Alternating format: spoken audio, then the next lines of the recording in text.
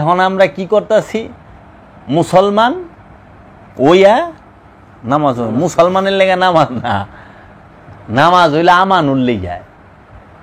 আর যে আমানু সে কি মুসলমান? মহানবীরে নামাজ পড়ে আপনারা ছাইরা দিলেন। মহানবী সুন্নত পড়ছে, মহানবী নফল পড়ছে, মহানবী পাও ফলায় ভালাইছে, তার লেগে না, আপনার লেগে, আপনারে শিখাইবার লেগে, আমারে শিখাইবার লেগে, তার জন্য না। আমানুর জন্য সালাত, ইমানদার হইছ, সালাত করবা। সালাত কেমনে করবা? কোরআন বলতেছে সূরা হজের 46 নম্বর আয়াতে খুলবেন, তোমরা সালাতে দাঁড়াও, প্রথমে জোড়ায় জোড়ায়, তারপরে একা একা। তুমি যা অর্জন করছো তাহাই দেওয়া হবে। সেটা কোন দিন ভাই? বিচারের দিন, মৃত্যুর দিন। বিচার পরে হইব নাকি? বিচার ছাড়া মরণ হইব? এই মৃত্যুর দিনকে, সেই দিন বলতে এই মৃত্যুর দিনকে ভয় করো। মৃত্যুর সময় কাহারও সুপারিশ কার লিগা? মানে একটা ধাপ আছে না? আপনি এই যে যেরকম এখন আপনার বাচ্চাটা হইল, তাই না? এখন এর সুজি দুধ খাওয়াইতেছেন, তরল খাবার, আস্তে সুজি বাড়তি খাবার, তারপরে শক্ত খাবার। আচ্ছা, তারপরে বড় হইল একটু, 2.5 বছর 3 বছরে আস্তে আস্তে বই ধরাই দিবেন, শরীর সরায় কখসি নাইবেন, তারপরে সে স্কুলে না হনে আইনা কোরআন শরীফ হেফজ কর না, গজাইটা পিটাম ওইব না। তো ধাপ আছে না? তাহলে সালাদটা কার লিগা? এইটা হলো যে সালাদটা কে করবো? সালাদ কি সবাই করব? না, সবাই কিন্তু সালাদ করতে বলে নাই খোদায়। খোদায় কাকে সালাদ করতে বলছে? আচ্ছা আহেন, তাহলে পরে আমানু আর মুসলমান পার্থক্য কি? আমরা হইলাম মুসলমান ওইয়া নামাজ পড়ি, আর দুঃখের বিষয় কি জানেন? উল্টায় দিছে, নামাজ সালাদ কইরা মুসলমান হইতে হয়।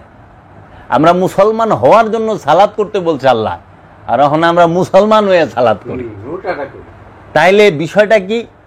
আমরা যেটা হইয়া করতেছি সেটা হইল মেজাজি, আনুষ্ঠানিক, দলগত, জন্মগত মুসলমান, আদর্শের মুসলমান না। এই দলগত মুসলমান, জন্মগত মুসলমান, সে কি করব?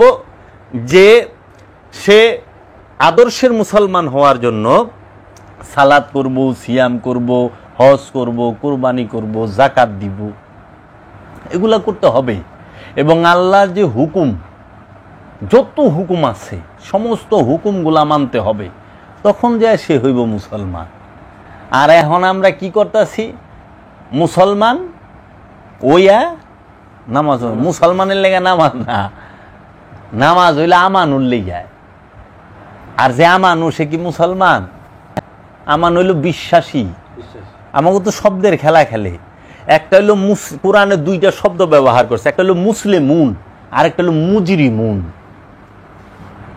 বুঝছেন?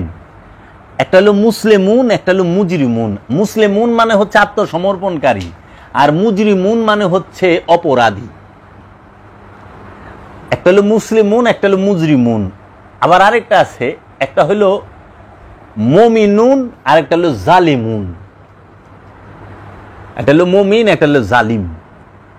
জালিম শব্দের অর্থ হচ্ছে জুলুম করে, আর মুমিন মানে হচ্ছে যে আত্মদর্শন হইয়া গেছে, যে মুসলমান। সেই মুসলমান হলো সবচেয়ে উঁচু স্তর। মুসলমান শব্দের, ইসলাম শব্দের অর্থ কি? আত্মসমর্পণ। আর মুসলমান শব্দের অর্থ হলো আত্মসমর্পণকারী। এই আত্মসমর্পণটা কার কাছে করবেন আপনি? এখন আপনারা পুলিশ আইছেন, আমি আসামি, আর আমারে ঘেরাও করে ফেলাইছেন, হ্যান্ডসাপ, আমরা তখন আত্মসমর্পণ করি না? আত্মসমর্পণ পুলিশ থাকলে, আইনের লোক থাকলে সেন করুন। অনেক বাড়িতে পুলিশরা কিচ্ছু নাই, আমি আত্মসমর্পণ করে বই রইছি। আত্মসমর্পণ, আত্মসমর্পণ, মাথা আর্ধেক করে ভাল লইছি, নীলডাউনে বই হইব? নিজে নিজে আত্মসমর্পণ হয়? আত্মসমর্পণ কারো কাছে হইতে হয়। ওখানে আমাদের সমাজে নিজে নিজেই আত্মসমর্পণ হইতেছে, নিজেই পাঞ্জাবি দিতেছে, পায়জামা দিতেছে, পিন্দা আত্মসমর্পণ করে ফেলাইছে। এর লেগেই হাল। এখন কোরআন বলতেছে 82 বার সালাতের কথা। আপনি যা খুইলা দেখেন, জাকাতের কথা কইছে খুব সম্ভবত 35 কি 36 বার, এরকম, আরো ইয়ে হইতে পারে, আমি সম্ভবত বললাম। হজের কথা কইছে 2-4 বার, কুরবানির কথা কইছে 2-1 বার। হ্যাঁ, জাকাতের কথা আর সালাতের কথাটাই বেশি কইছে। এখন আর আমলে সালেহার কথা কইছে। এখন আপনি যে সালাত করবেন, সালাদটা কারে করবার গুলো? ইয়া আইয়ুহাল্লাযীনা আমানু আকিমুস সালাত, ইয়া আইয়ুহাল্লাযীনা আমানু কুতিবা আলাইকুমুস সিয়াম। হে ঈমানদারেরা, আমাদের সবচেয়ে দুর্ভাগ্য কি জানেন? আমি যদি আপনার এহেন তো নয়, আমার কাছে হলো কালেকশন ছিল, আমি আপনাকে একটা একটা করে বাইর করে দেখাইতাম। কোরআনে আমানু আর মুমিন দুইটা শব্দ। আমানুও ইমানদার, মুমিনও ইমানদার। আমানু হচ্ছে প্রাথমিক ইমানদার, আর মুমিন হচ্ছে পরিপূর্ণ ইমানদার। এরা কি করছে কোরআনের অনুবাদে? না, আমানুর অর্থ করে দিচ্ছে মুমিন, মুমিনের অর্থ করে দিচ্ছে আমানু। মানে এক আরবি শব্দরে আরেক আরবি শব্দ দেয়, বাংলা অনুবাদ করে দিচ্ছে। মানুষ তো পড়বই, আমি তো মুমিন ইমানদার, ওয়াজ করেছে, ও মুমিনেরা নামাজ পড়ো, নামাজ পড়ো, নামাজ না পড়লে জাহান্নামে যাইবা। মুমিন জাহান্নামে যায়নি। ওই মিয়া কি কর, মুমিনের লে নামাজ আছে। সারা কোরআনে এক জায়গায় কয় না মুমিন নামাজ পড়ো, সারা কোরআনে এক জায়গায় কয় না ওলি নামাজ পড়ো। ইয়া আইয়ুহাল নবী আকিমুস সালাত সারা কোরআনে কোথাও নাই। সবচেয়ে বড় জুলুম এইটাই করে মানুষ, যেই কোরআনের আয়াতটা আপনার আর আমার উপরে নাজিল হয়েছে সেই আয়াতটা নিয়ে নবীর উপরে লাগায় দেয়, রসুলের উপরে লাগায় দেয়। ইয়া আইয়ুহার রাসূল আকিমুস সালাত, এটা কোরআন বলে নাই। কোরআন বলছে ইয়া আইয়ুহাল্লাযীনা আমানু। মহানবীকে আমানু না, মহানবীকে আমানু কখনো না। মহানবীকে মুমিনের বাপ, মুমিনের বাপ। মুমিন জন্ম দেয় মহানবী। মহানবী যদি না থাকতো মুমিনের জন্ম হইতো না। আমি কই নাই, কোরআন কয়ে থেকে দিচ্ছে মহানবীর স্ত্রীগণ হচ্ছে মুমিনগণের মাতা। কেউ বাবা, তাহলে মহানবী মুমিনের বাপ না? মুমিনের পয়দা করে মহানবী, আর সেই মহানবীরে আপনি নামাজে খাড়া করায় দিছেন। এই না, এর থেকে জুলুম হয়? মহানবীলে সালাত শিখাইব শিক্ষক, গুরু, মহাগুরু, সবার গুরু। সে এমনই এক গুরু যার কাছে হযরত ঈসা রুহুল্লাহ সে বলছে আমি আপনার উম্মত হইতে চাই। যার কাছে ভগবান শ্রীকৃষ্ণ বলছে আমি আপনার উম্মত হইতে চাই, ফরিয়াদ করছে। দেখেন, তারা ফরিয়াদ করছে, আর এই নাদানের দলে মহানবীরে কয় নূর না মাটি, উনি গায়ে জানে না। এর থেকে বেদবি আর হয় না। এর জন্য তো গজব, গুমরাহিতে ডুইবা রয়েছে। এরা 1000 বছর ওই শয়তানের মতো ইবাদত করে, কিন্তু পুরস্কার লাস্টে পায় জাহান্নাম, আর কিছু পায় না। মহানবীর জন্য সালাত নয়। যে বলবে মহানবী সালাত, মহানবীর জন্য সালাত, ইমান বাঁচাইবার হইলে তার থেকে সইরা যায়েন।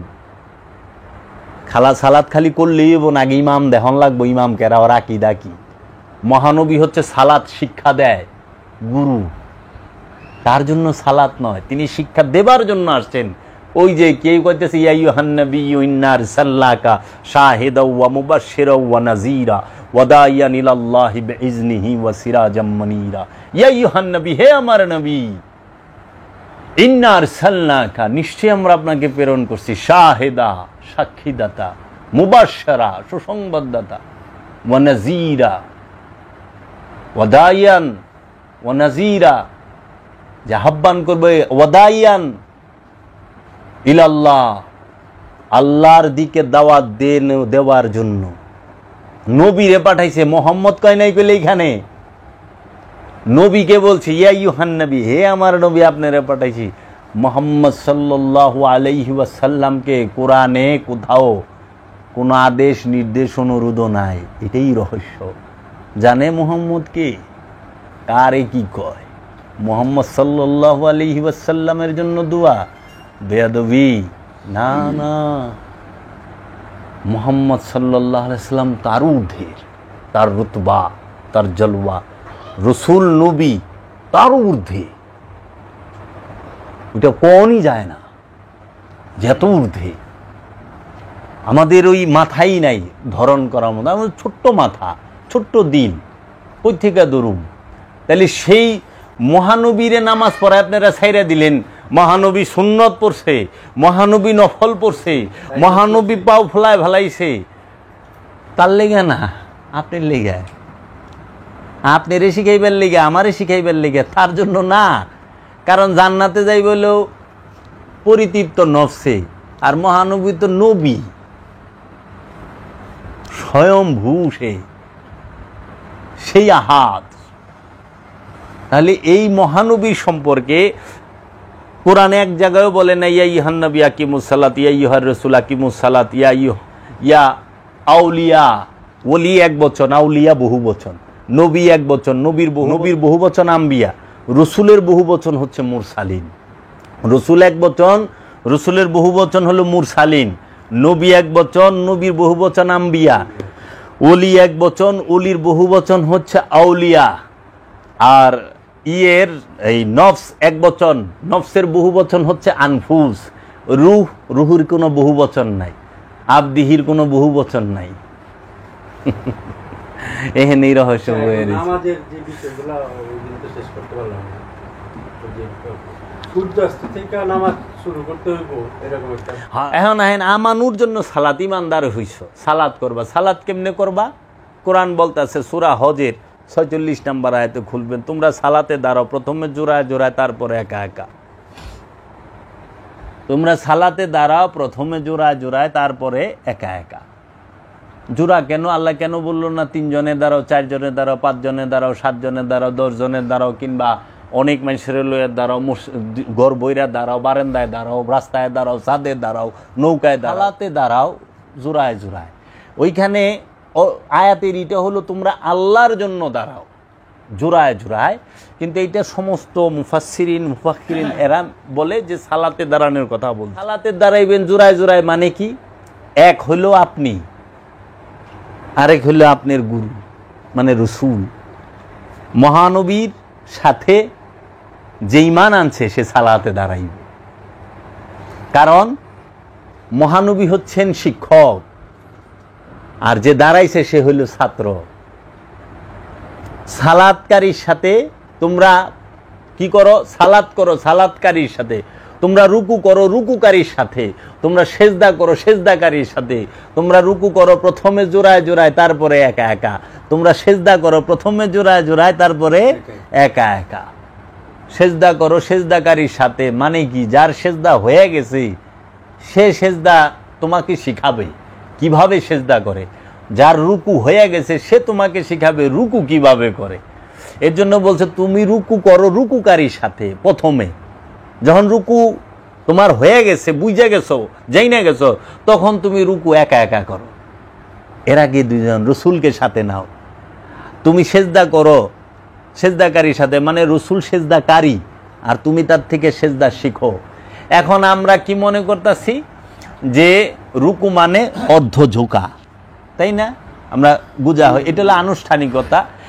এই অনুষ্ঠান দিয়ে আপনাকে মূলটা বোঝাচ্ছে যে আমার যত প্রকার আশা আকাঙ্ক্ষা কামনা বাসনা যাহা কিছু আছে সমস্ত কিছু আমি রবের কাছে দিয়া দিছি, ঝুঁকে গেছি যে আল্লাহ আপনি দয়া করে কবুল করে নেন, হে আমার রসুল আপনি দয়া করে কবুল করে নেন।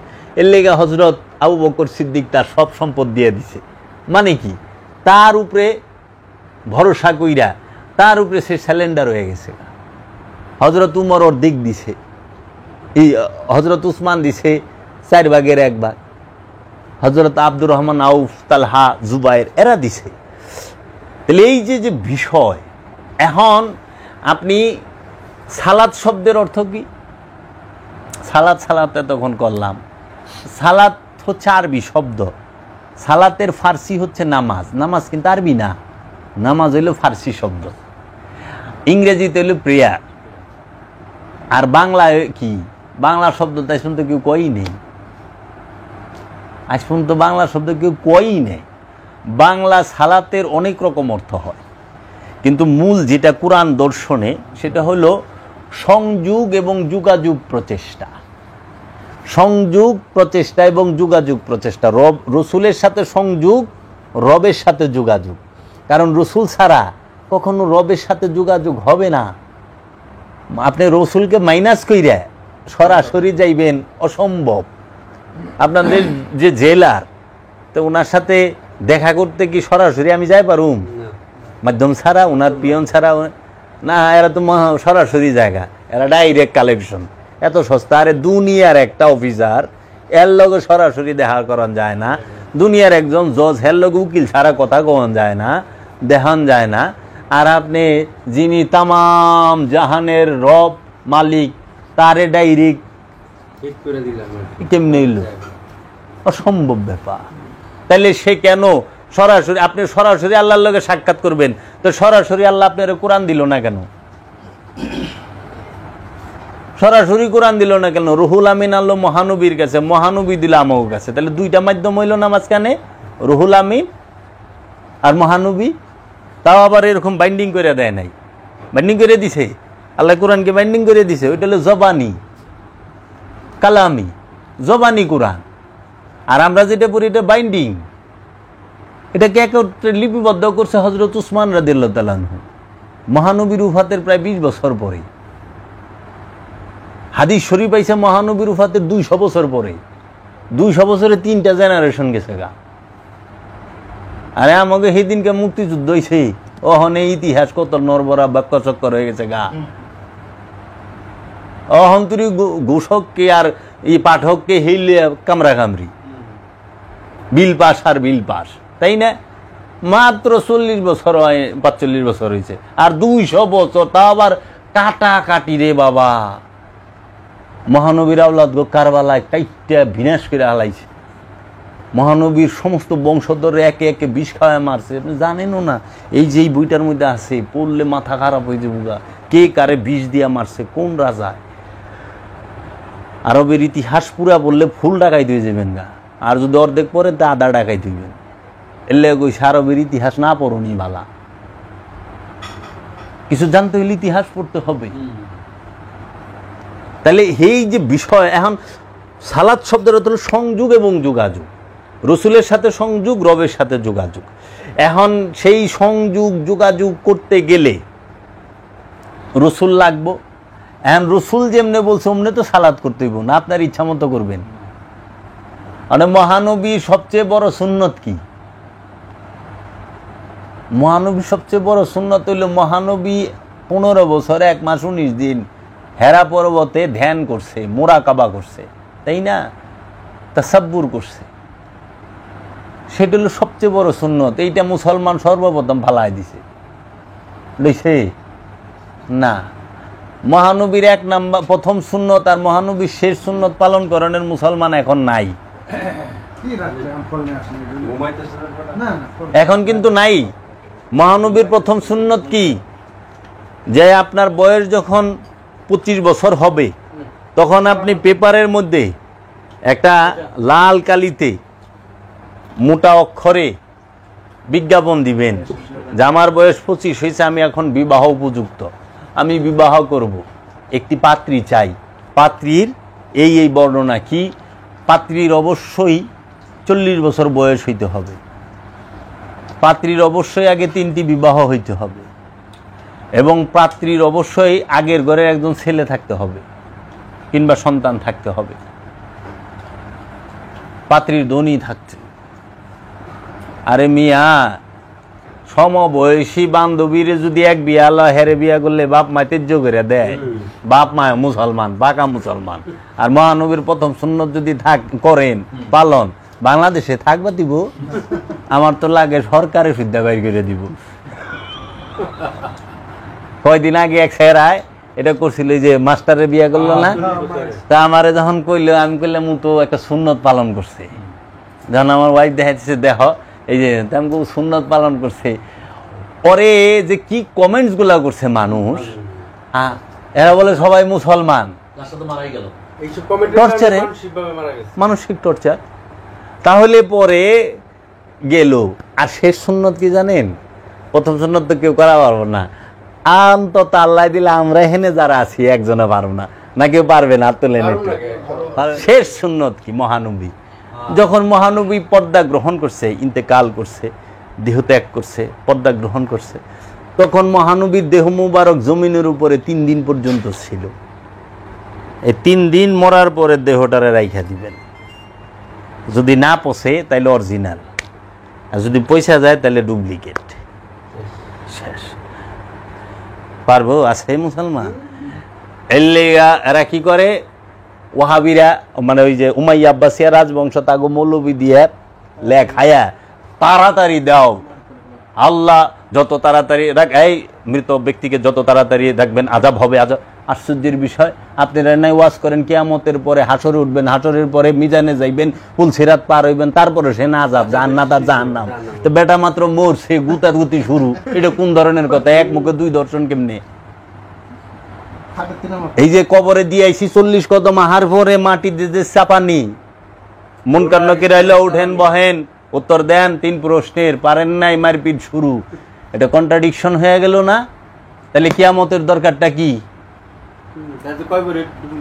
ওই মিজানে আল্লাহ কি এরকম জুলুম কার যে বিচার সালিশ না কইরা না হুই নাই মারপিট শুরু করে দিব?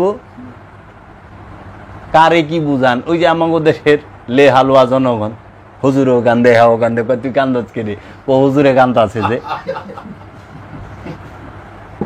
তুই কি রে কান্দস? তুই বুঝা কানবি না? কয় না হুজুরে কান্দের লাগে আমিও কান্দি। কয় কে? কয় কি দেখছ কি সুন্দর সুর ধরে কান্দে রে, আমার খুব ভালো লাগে। আশ্চর্যের ব্যাপার, যখন আমি জানা যাই গেছি, আমারই চাচা সবাই তো মারা যায়, তো গেছি, কয় কি তাড়াতাড়ি আসেন, তাড়াতাড়ি রাখেন, নালে আযাব শুরু হয়ে যাবে। এই এক কাজ করো, আসো আসো, কি এই মাথার সামনে বসো, কোরআন তেলাওয়াত করো। হ্যাঁ শুরু করে দিল সূরা ইয়াসিন, ইয়াসিন সবাই দেখতেছে কি আইতাছে, আর ইয়াসিন সূরা পড়তাছে। তা আমি খালি কইলাম, আপনি কারে ইয়াসিন সূরা পড়া শুনান? কয় মোরা আমি গো মিয়া এত লাশ জিন্দা থাকতে একটু বইরা শুনাইলো কামে দিত, হুননের সওয়াব অন্তত পাইতো। মরার সামনে আপনি পড়তাছেন, তা আবার আপনি নিরিক বর্জক কুই। এই যে আপনি যে পড়তাছেন, এটা আপনার সওয়াব হইতাছে, আপনি পড়বেন, আপনার সওয়াব হবে। কিন্তু এর তো কিছু না, এ যাহা কামাই করছে তাহাই দেওয়া হবে, কারণ ডরের বিজনেস। ও মি আপনার আব্বা কবরের আযাবে আল্লাহ তামাম ছেড়ে আযাবে বন্ধ করে, হুজুর কিছু মাল পানি দেই আপনাকে এনে, আমার আব্বার আযাবটা বন্ধ রাখেন। আচ্ছা দোয়া করে দেবনি, আযাব বন্ধ করে দিল দোয়া করে। আশ্চর্যের বিষয়, আযাব তো কিয়ামতের পর হইব। বন্ধ করলেন ভয় করো, সেই দিনে ভয় করো। আচ্ছা, যেদিন এক ব্যক্তি অন্য ব্যক্তি হতে কিছুমাত্র উপকৃত হবে না, এবং কোন ব্যক্তি হতে কোনো সুপারিশও গৃহীত হবে না, কোন ব্যক্তি হতে কোনো বিনিময় গ্রহণ করা হবে না, এবং তাদের সাহায্য করা হবে না। এটা কিন্তু হুবহু করে না, এটা কি কোরআন? ইসলামিক ফাউন্ডেশনের নাকি মাওলানা আশরাফ আলী থানভী? এটা হুবহু অর্থটা করে নাই, তারপরও যেটা আছে এনাফ, অর্থটা হুবহু অর্থটা করে নাই, কিন্তু যেটা আছে এনাফ আপনার বোঝার জন্য। তুমি সেই দিনকে ভয় করো। কোন দিন? যেই দিন, তুমি সেই দিনকে ভয় করো যেই দিন একজনের জন্য আরেকজনের সুপারিশ গ্রহণ করা হবে না, কোনো প্রকার বিনিময় গ্রহণ করা হবে না, এবং কোনো ইও করা হবে না, লেনদেন কিচ্ছু হবে না। তুমি যা অর্জন করছো তাহাই দেওয়া হবে। সেটা কোন দিন ভাই? বিচারের দিন, মৃত্যুর দিন। বিচার পরে হইব নাকি? বিচার ছাড়া মরণ হইব? এই মৃত্যুর দিনকে, সেই দিন বলতে এই মৃত্যুর দিনকে ভয় করো। মৃত্যুর সময়ে কাহারও সুপারিশ চলবে না, কাহারও কোনো ওজর আপত্তি চলবে না, কোনো বিনিময় চলবে না। তুমি যাহা অর্জন করছো তাহাই তোমাকে দেওয়া হবে। এর জন্য কর্ম সাবধান। কর্মই হচ্ছে, কর্ম বাংলা, কর্মের আরবি হলো আমল, আর এই কর্মের যে ফল তাকে বলা হয় নামা। আমল নামা কয় না, ডাইন হাতে দিব, আমল নামার বাংলা হইল কর্মফল। কর্ম তো দেখা যায়, ফল কইলে দেখা যায় না। এর লেগে কর্ম যা করি ক্যাশ, কিন্তু ফল কইলে পরে। কর্ম সাবধান। আর এই কর্মফলকেই বলা হয় তকদির, কপাল। এই যে কয় না আমার তকদির খারাপ, কপাল খারাপ। কর্ম খারাপ করছেন, ওটা ভুগবেন না। কর্ম খারাপ, এলে কর্মফল তো খারাপ হইব। তুমি করছই অপকর্ম, তুমি খোদার কাছে মাপ চাইতেছ, মাপ চাইতে তো যোগ্যতা লাগে।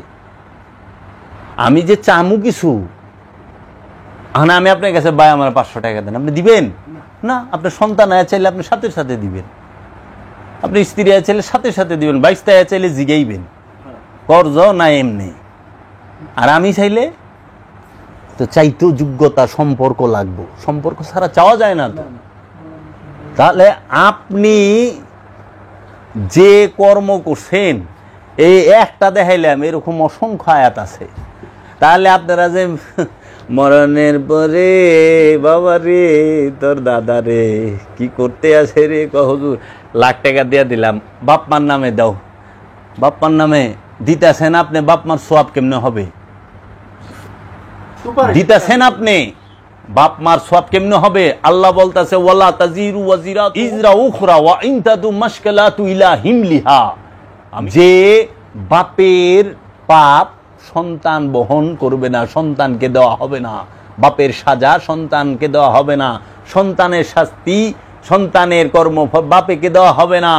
যে যাহা অর্জন করবে সে তাহাই পাবে, কারণ আমি জুলুম করি না। আল্লাহ জুলুম করেন, আল্লাহুস সামাদ, আল্লাহ মহানিরপেক্ষ, তুমি যাহা করো তাহাই। এলে আমার এটা খারাপ আসে না, আপনি যা করছেন তাই পাইছেন।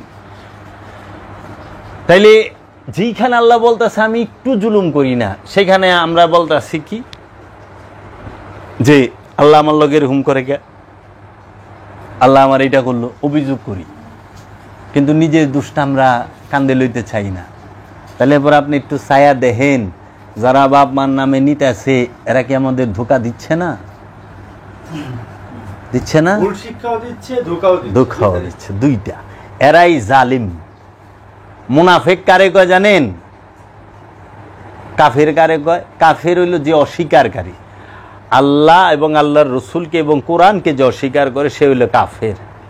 আর মুনাফিক হইল যে আল্লাহ এবং আল্লাহর রসুল এবং কোরআনকে মানার ভান দইরা লেবাস দইরা অন্তরে মানে না, সে হইল মুনাফিক। এই মুনাফিকের দলেই তাদের ধান্দার লিগা এই ধর্মকে পুঁজি করে। আমার আত্মা আসলে কোথায় অবস্থান করবে, আমি এই বিষয়টা একটু। আপনার তো কোনো আত্মা নাই। আমার আত্মা নাই, এই যে আত্মা স্বয়ং আল্লাহ নিজে, রূহ তো স্বয়ং আল্লাহ নিজে।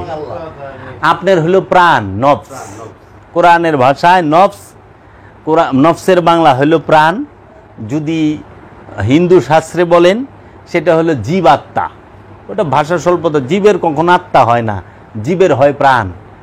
যার প্রাণ আছে সেই প্রাণী, যার জীবন আছে সেই জীব। কিন্তু আল্লাহ তো এর ঊর্ধ্বে, কারণ যার জীবন আছে তার মৃত্যু আছে, যার প্রাণ আছে তার মৃত্যু আছে। এখন মৃত্যু কি? আপনি যদি মৃত্যুকে বিশ্লেষণ করেন, মৃত্যু তো একটা ঘটনা, আর কিছুই না। আমি যাবের এখন বাড়ি থেকে মৃত, কিন্তু এখানে আছি, স্থান পরিবর্তন। এই জন্য কোরআন বলছে কুল্লু নফসুন যায়কাতুল মউত, প্রত্যেক নফস মৃত্যুর স্বাদ গ্রহণ করবো। মানে মরার পরে কি মানে রূহ তো চলে যায়, তাই না? তাহলে মরার পরে কি আমার প্রাণটা চলে যাচ্ছে একটা জায়গার মধ্যে, ওই জায়গাটা কোথায় যাচ্ছে এবং এই প্রাণটা কি পুনরায় যেটা বুঝায় কোরআন কই যাইতেছে আপনি সাধনা করে দেখেন, জানেন, তখনই তো আপনি বুঝবেন। সূরা কিয়ামত পড়েন না, খালি কিয়ামত কিয়ামত তো করেন। যে একটা কথা মাঝখানে বলছে না যে এই দেহ থেকে যখন প্রাণটা চলে যায় তখন আর দেহে কিছু থাকে না, তখন থাকে এই দেহটাই লাশ হয়ে যায়, লাশ থাকে, এখানে তার কিছু থাকে না। ওই প্রাণটার মধ্যে যদি মানে পরমাত্মা তৈরি হয়ে যায় তাহলে তো এই প্রাণটা এমন মানে যাইতেও পারে, যে কোনো সময় আসতেও পারে, এরকম কিছু আছে কি? আসলে বিষয়টা হলো আমরা সফরকার, নফসের সফর করে কে? নফসে সফর করছে কে? আজকে যাবের সিএনজি গুলো সফর করে নাই, সফর পর্যন্ত সিএনজি লই আইছে বাহনে, গাড়ি প্রাইভেট। আপনারা যেমন বাড়িতে গেছেন, যে গাড়িটা প্রাইভেটে গেছেন, ওই প্রাইভেট সফর করছেন, আপনারা সফর করছেন। দেহটা তো ওই গাড়ির মতো বাহন। এই বাহনে চড়িয়া যতক্ষণ দরকার ততক্ষণ আপনি সফর করবেন। সফর শেষ, বাহন ছাইরা দিছেন, আপনাকে যাওয়া আসা শেষ, গাড়ি কি বাইন্দা রাখছেন বাইতে? ছাইরা দিছেন না? ঠিক দেহটাও তাই। প্রতি সফরে এখন আহেন, আমরা মরণের পরে কই যাই? জন্মানের আগে কই আসিলাম, আবার অহনে কই আসি। লেগা বাউলরা, যে বড় বড় সাধক যারা আছে, তারা গুরু গম্ভীর ভাবে খুব করে জিজ্ঞেস করে, আমি ছিলাম কোথায়, এলাম কোথায়, যাব কোথায়? সবাই তো এটা সত্যি ভাবার বিষয়, অসাধারণ একটা বিষয় বলছে। আপনি আসিলেন কই? কবরে। যাইবেন কই? কবরে। থাকেন কই? কবরে। কবর ছাড়া তো আপনি কোনখানে থাকেন না। আসিলেন কই? কই আসিলেন? কের মায়ের পেটে আসিলেন? মায়ের পেটে। মায়ের পেটে কেমনে এলেন? আসন্তে বললেন? আসিলেন বাপের পিঠে নাকি?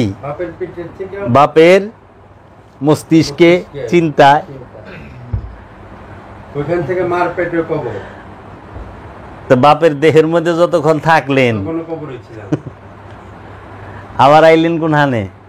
মায়ের গর্ভে। ওখানে কবর। আচ্ছা, আবার মায়ের গর্ভে একটা দেহ তৈরি হইল,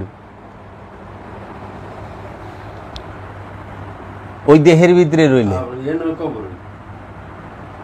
আবার বাইরে এই যে রইছেন, আবার এটা ছাইরা যাওয়ার লাগবো। আমি সারা জীবন কবরেই থাকছি, সবসময় কবরেই থাকুন, সব নফস নিরাকার। নফসকে সাধনার মাধ্যমে দেখতে হয়। নফস ধরা যায় না, নফস ছোঁয়া যায় না, নফস দেখা যায়। সেটা দেখতে গেলে সাধনা করতে হয়। সারা জীবন জানেন আল্লাহ নিরাকার। জীবনে শুনছেন কোনো দিন মানুষ যে নিরাকার, নফস যে নিরাকার, আপনি যে নিরাকার? এইটাই সাধনা। যে প্রকারান্তরে আপনি নিরাকার। আপনার দেহের মাপ 3.5 হাত, সমলি দিয়া সুতা দিয়া মাইপা লয়ে যাইব। সমলি দিয়া মরে গেলেই ডেড বডিটার মাপ সুতা অথবা সমলি দিয়া মাইপা লয়ে যাইব, নিয়া গোর খুঁদব। দেহের মাপ তো লইলেন, লাশের মাপ তো লইলেন 3.5 হাত। জাবের যে দেহ থেকে চলে গেল তার মাপ কয় হাত? তার মাপ কে নিবে? তাকে কে ধরবে? ফাঁসিতে দেন জল্লাদে, দেহটারে তো 6 জনে ধরে বাইর করে লইলে এরশাদ শিকদারে, কিন্তু এরশাদ শিকদারের নফসটা কে বাইর করলো? কই গেল নফসটা? আরেকটা দেহ কি ধারণ করে না? এর লেগে দেহের কবর হইল মাটির গাড়া, আর আমি জাবেরের কবর হইলে দেহ। এর লেগা জান্নাত জাহান্নাম আর কবরের আযাব সবই দেহের মধ্যে। দেহই তো কবর। এই দেহের যত রোগ আছে সমস্ত কিছুই নফসের জন্য আযাব, আমার জন্য আযাব। যে ছোট পাপ করে হের ছোট আযাব, যে বড় সড়ো করে তার বড় আযাব। সবচেয়ে বড় আযাব হলো ক্যান্সার। এগুলা সুফিরা জানলেও বলে না, কারণ তাইলে আর হাকিকি অনেক কিছু থাকে না। এই দেহ কবর, এইটি হাকিকি খবর। আরে দুনিয়ার বুকে না বাবা, জান্নাত জাহান্নাম সব আপনার দেহের ভিতরে। খাওন হজম হয় না, আগা ছুটছে। এর থেকে জাহান্নাম আছে না বড় বাবা? ওই যে থাইকে আইলো, অবশ্যই আল্লাহ বলছে অনুবুল আন্নাকুম বিশাইইন মিনাল খাউফি ওয়াল জুই ওয়া নাকসিন বিল আমওয়াল। সূরা বাকারার 153 আয়াত আল্লাহ স্পষ্ট বলতাছে। হ্যাঁ হ্যাঁ, তো ক্যান্সার ভালো লোকের হইব কেন? একটা হইল পরীক্ষা। আমি তোমাকে পরীক্ষা করুম। আল্লাহ সূরা বাকারার 153 নম্বর আয়াতে, 52, 53, 54 আয়াতগুলা পড়লেই সুন্দর একটা বুঝতে পারবে। বলে দিতেছে ওয়ানাবুল আন্নাকুম বিশাইইন মিনাল খাউফি ওয়াল জুই। আমি তোমাকে পরীক্ষা করুম কিছু ভয় দিয়া। অভাব দিয়া, রোগ দিয়া, সন্তান দিয়া, সন্তান ছিনায় নিব, মৃত্যু দিয়া দিব, সন্তান লয়ে যাব গা, এবং এবং ফসল আদি নষ্ট করে দিব, ব্যবসা বাণিজ্য নষ্ট করে দিব। মামলা দিব, মুকদ্দমা দিব। এর মধ্যে যে ধৈর্য ধরে থাকতে পারবো সে হইল কামিয়াব। তেহান আল্লাহ কইছে আমি তোমাদেরকে পরীক্ষা করুম, ভয় দিয়া, রোগ দিয়া, রোগ দিয়া পরীক্ষা। মানে কি রোগ দিয়া পরীক্ষা করবো এটা তো স্পষ্ট করে দেয় নাই, কইছে অনেক রোগ তো অনেক প্রকার আছে, হাঁপানিও একটা রোগ। জন্মগত রোগ। আমি বলছি সবচেয়ে বড় শাস্তি হইল ক্যান্সার, কারণ এর থেকে আর বড় শাস্তি হইতে পারে না। পচন যার আর সম্ভব না। ক্যান্সার মানে কি, একটা গাও হয়েছে ওইটা রিকভার করার কোনো চান্স নাই, এই জন্য তা আমার দেহের ধ্বংসকরণের লেগে তো ক্যান্সারই যথেষ্ট। আমাকে তো দেহ নফসকে তো ক্যান্সার হয় না, নফসের ক্যান্সার হয়। আর আপনি যদি কোন ভাই আপনার নফসের পাইলস হয়েছে, তুই নফসের পাইলস হয়, পাইলস হয় দেহে। তারপরে তো বাবা শেষ একদম সবার পরে তো একটা হাসর নাসর হবে। হাসর মানে কি, আপনি হাসরে যাইবার চান না হাসরে আছেন? আরে মিয়া হাসরে আছেন, জাহান্নামে কেউই যাইব না, জাহান্নামে আছেন। আপনি জাহান্নামে যাইবেন, আল্লাহ আমাকে জাহান্নাম দেওয়া, বুকায় কান দেখে এমনি আল্লাহ আমাকে জাহান্নামে দেওয়া। আল্লাহ ওই ফকুননি 12 বাড়ি মাই গেছে খাই ফেললিস, সেতে বড় জাহান্নাম আছে না? হ্যাঁ, ইউরোপে যা, আমেরিকায় যা, একটু বা ইটালি আইসি করো, যাই যাক, আমার টেনশন নাই, সরকার খাওয়াইবো কাগজপত্র লিগেল থাকলে, আপনার খালি ঘুমা আরাম আরাম করো। আহারে আমাকে বাংলাদেশ কয় ভাই শুরু কথার কইল না, কি কইবেন আপনি? সব দেশ দেখছে, আমাদেরকে দেখছে, আমি যাবেরকে কে দেখছে? আচ্ছা, এরতো বাবার একটা পানি দেখলাম আজকে পিছনে তাকায়, লেখা যে জান দেওয়া যায় সহজে কিন্তু মন দেওয়া যায় না। মন, দিল দেওয়া যায় না। তাইলে শিরক মানে হচ্ছে দুই। কি? এই দেহের মধ্যে 3টা জিনিস আছে। এটা হলো দেহ কাবা, এই দেহের মধ্যে 3টা জিনিস আছে। এই 3-এর পাকেই সমগ্র সৃষ্টি জগৎ বাঁধা। এই 3টা জিনিসের পাকেই সৃষ্টি জগৎ বাঁধা। এক হইল প্রথম রূহ, নফস, খান্নাস। বুঝছেন? নফস মানে প্রাণ, আমি, আপনি, আমরা, নফস। এই নফস সমগ্র সৃষ্টিকুলে সব প্রাণীর আছে। আল্লাহর সৃষ্টি জগৎ 3 পাকে বাঁধা, নফস, রূহ, খান্নাস। এখন আমার মধ্যে এই দেহের মধ্যে 3টা জিনিস, নফসও আছে, রূহ আছে, খান্নাসও আছে। নফস আছে আমার মধ্যে জাগ্রত রূপে, তারা জাগান লাগে না, প্রাণ জাগ্রত বিকশিত। রূহ আছে বীজ রূপে, সুপ্ত রূপে, ঘুমন্ত। খান্নাসও থাকে প্রথমে সুপ্ত রূপে। আপনার যে সন্তানটা আছে না, সে এখন তৌহিদে আছে, যে ছোট বাচ্চাটা হইছে 5 মাস না, এখন মুসলমান, আস্তে আস্তে বড় হইব, তৌহিদ থেকে বাইরে হইব। কারণ খান্নাস তো বীজ রূপে আছে, ওখানে ওইটা আস্তে আস্তে আস্তে আস্তে আস্তে আস্তে ফুটবো, বাস যখন ছড়ায় যাইব, এই যে মুসলমান থেকে বাইরে, এখন সে ফেরেশতার স্বভাব লয়ে আছে। একটু বড় হইব জিনের স্বভাব। ফেরেশতার জিনের সংমিশ্রণে মানুষ বানানো হয়েছে, ইনসান না। জি, এখন কোরআন দর্শন করে গেলে তো আরেক মানে হাকিকি বেশি ভিতরে কইতে গেলে এইটা লই আই, আপনারা অন্য গিলা বাদ দেন, খালি এইটা বিশ্লেষণ করেন, দেখেন দুধ কা দুধ, পানি কা পানি হয়ে যাব, হিসাব মিলা যাব। তো এখন এই 3 পাকে বাঁধা, নফস, রূহ, খান্নাস। এখন রূহকে সবসময়ই এই খান্নাস কামনা বাসনা সে ঢাইকা রাখে। এর লেগা কোরআন আল্লাহ কইছে যে কাফেরেরা আল্লাহরে ঢাকিয়া রাখে, সূরা বাকারা মধ্যে। কাফেরেরা আল্লাহরে ঢাকিয়ে রাখে, কেমন কথাবার্তা, হইতেই পারে না। লেখ আল্লাহ কাফের গো ঢাকিয়া রাখে, মৌলবী লেখা দিচ্ছে আল্লাহ কাফের গো ঢাকিয়া রাখছে। আর আল্লাহ যে কাফের গো ঢাকিয়া রাখছে, তাইলে এই বিলিয়ার মিলিয়ার এগিনে বেরিল করতে গে, নালায়ক নুলায়ক এগিনে করতে বেরিল। আল্লাহ যদি ডাইকা রাখে সব, আল্লাহ রেখে রেখে বিদায় এরা আছে, আল্লাহ যদি ডাইকা রাখতো তাতে কাফেরই থাকতো না। কাফেরই থাকতো না, নির্বংশ হয়ে যেত। আল্লাহ ওগো ডাইকা রাখছে দেখাই এই কাফেরেরা আছে। কেমনে? আল্লাহ যে রু রূপে বীজ রূপে আমাদের নফসের নিকটেই আছে। নাহানু আকরাবু ইলাইহি মিন হাবলিল ওয়ারিদ অফি আনফুসিকুম আফালা তুবসিরুন। বান্দা আমি তোমার শাহরগের নিকটেই অবস্থান করি, তুমি কি আমাকে দেখো না? প্রশ্ন করতেছে। এই বীজ রূপী রুকে আমরা কামনা দিয়া ঢাইকা রাখি, ঢাইকা রাখি, ঢাইকা রাখি। যেরকম আপনি ময়লা দিয়া যদি স্বর্ণ রাখেন তারপরে ময়লা রাখতে থাকেন, স্বর্ণ আর খুঁজা পাওয়া যাবো? দেখা যাবে। হীরা পাওয়া যাবো? আপনি ময়লা কামনা দিয়া আল্লাহরে ঢাইকা রাখছেন, রুরে ঢাইকা রাখছেন। এখন যদি ওই রুরে জাগ্রত করবার চান তখনই ধ্যান করতে হবে, মোরাকাবা। কেন? কামনা খেদানের লেগা। কামনা ঝাড়ু দিয়া যখন পরিষ্কার করবেন তখন দেখবেন রু বিকশিত প্রকাশিত, তখনই আপনি ওলি। এই অন্তরের মধ্যে আপনি আর শয়তান এই দুইজন থাকার নামই সেরে। যখন আপনার হৃদয়ে কামনা থাকবো তখন আপনি সেরেকে দুইবার হইছেন। এটা হলে হাকিকি সেরে, দুইয়ের অবস্থানই সেরেই। কারণ আপনার হৃদয়ে দুই থাকতে হবে, আল্লাহ থাকবো শয়তানও থাকবে, এটা হইতেই পারে না, একজন থাকতে হবে। যে কোনো একটা।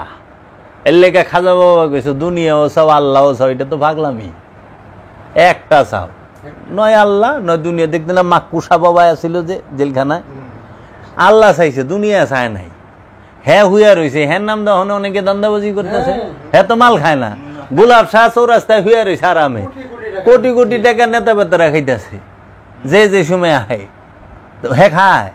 আর মোল্লারা এই দিয়ে আরে তুই যার সামনে ওয়াজ করে বলছিস হ্যাঁ এই টাকার বাট পায়। বাইতুল মোকাররম বয়ে ওয়াজ করে না, তো নেতা তখনই নামাজ পড়বার গেছে ওই এলাকার। তো ওটা গোলাপ শাহ বয়ে বেচাবাই খায়, নয় যে হিরোইন চিরা খায়। এর লেগে আমি কই যে যেই সমস্ত এখন ওহাবিরা প্রতিটা মাজারে কবজা করে লইছে, যে সমস্ত মাজারে আওলাদ নাই, মুজ্জুবদের মাজারে ওরা কবজা করে লইছে, এই সমস্ত টাকা পয়সাগুলো ওরা লুইটা নেয়। এর জন্য ওদেরকে সরায় ওই জায়গায় টাকাই দেওয়ার দরকার নাই। যেখানে ওই দয়ালের আওলাদরা আছে, আওলাদরা আছে ওইখানে দাও, তারা খাও। কারণ আল্লাহর ওলিরা যেরকম বাবা জাহাঙ্গীর তার সন্তানগুলিকে কিচ্ছু করে নাই। বাবা জাহাঙ্গীরের সন্তানগো দেখার দায়িত্ব ভক্তগো,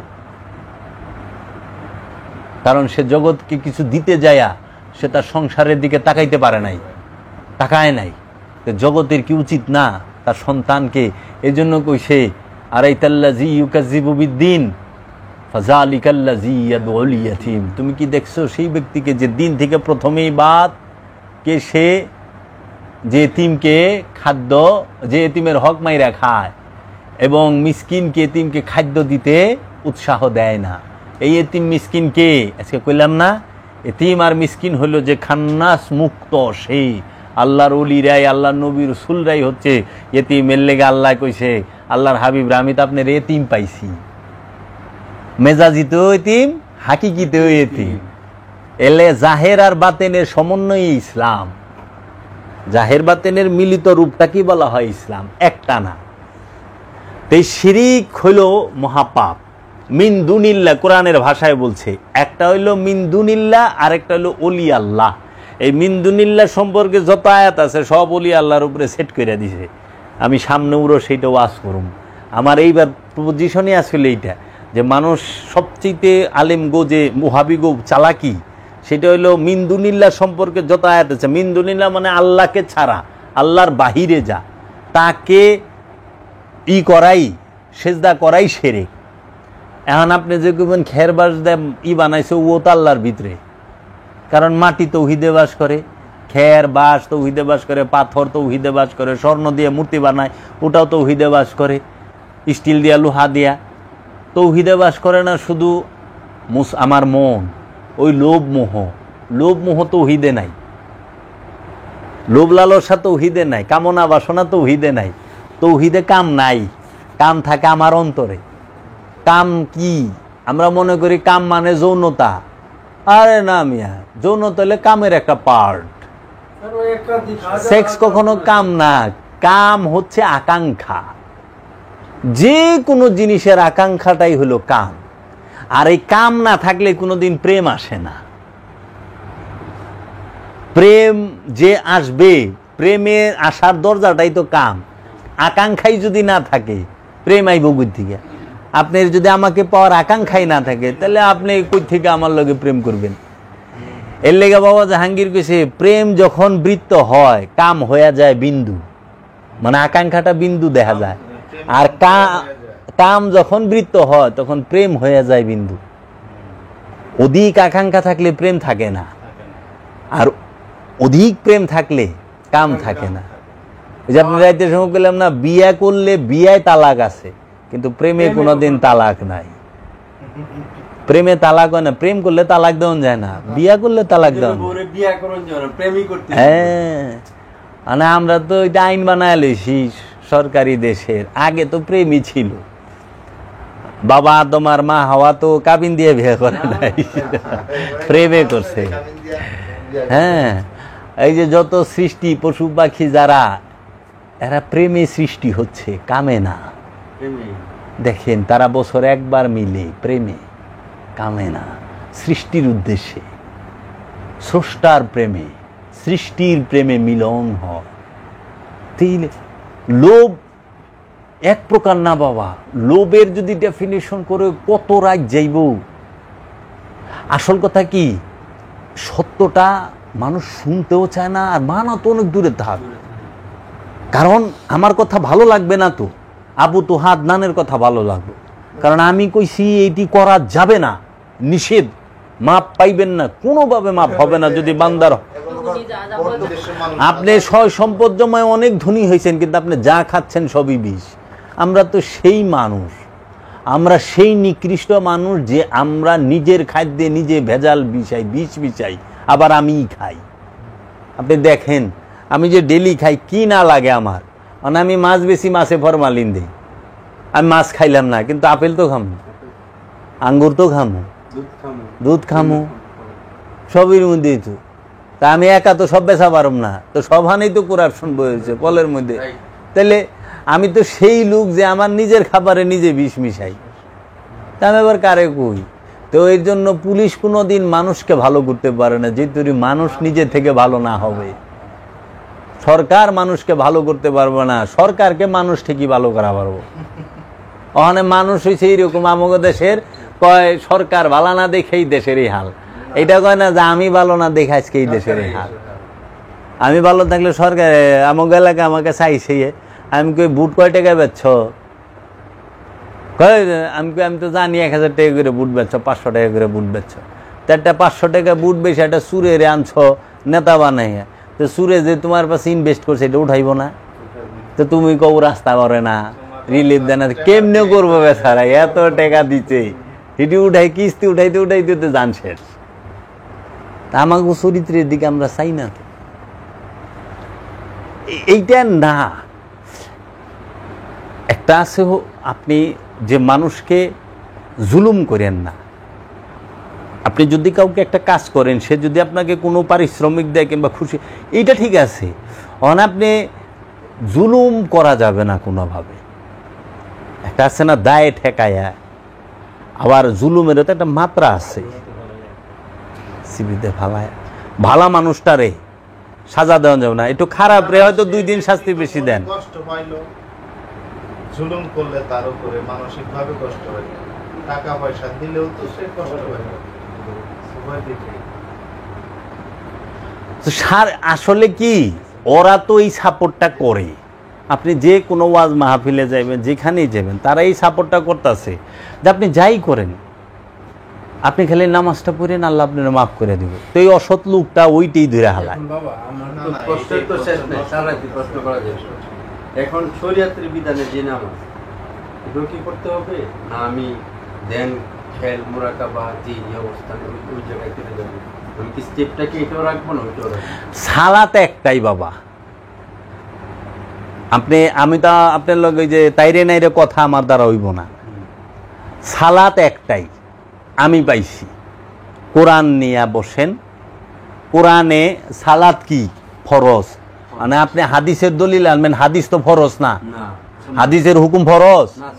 তাহলে আপনি যে হাদিস দেখাইবার এসেন সালাত লইয়া, আগে ওইটা রাখেন, ওটা তো ফরজ না। ফরজ না। আহেন আগে কোরআনে কি করছে সেটা শুনি। এই 10 কোরআনে 82 বার পাইছি, এই 82 বারের মধ্যে কোরআন সরাসরি বলতাছে, আপনাকে দেখাইছি না আমি যে দাইমি সালাতের কথা, এটি স্পষ্ট।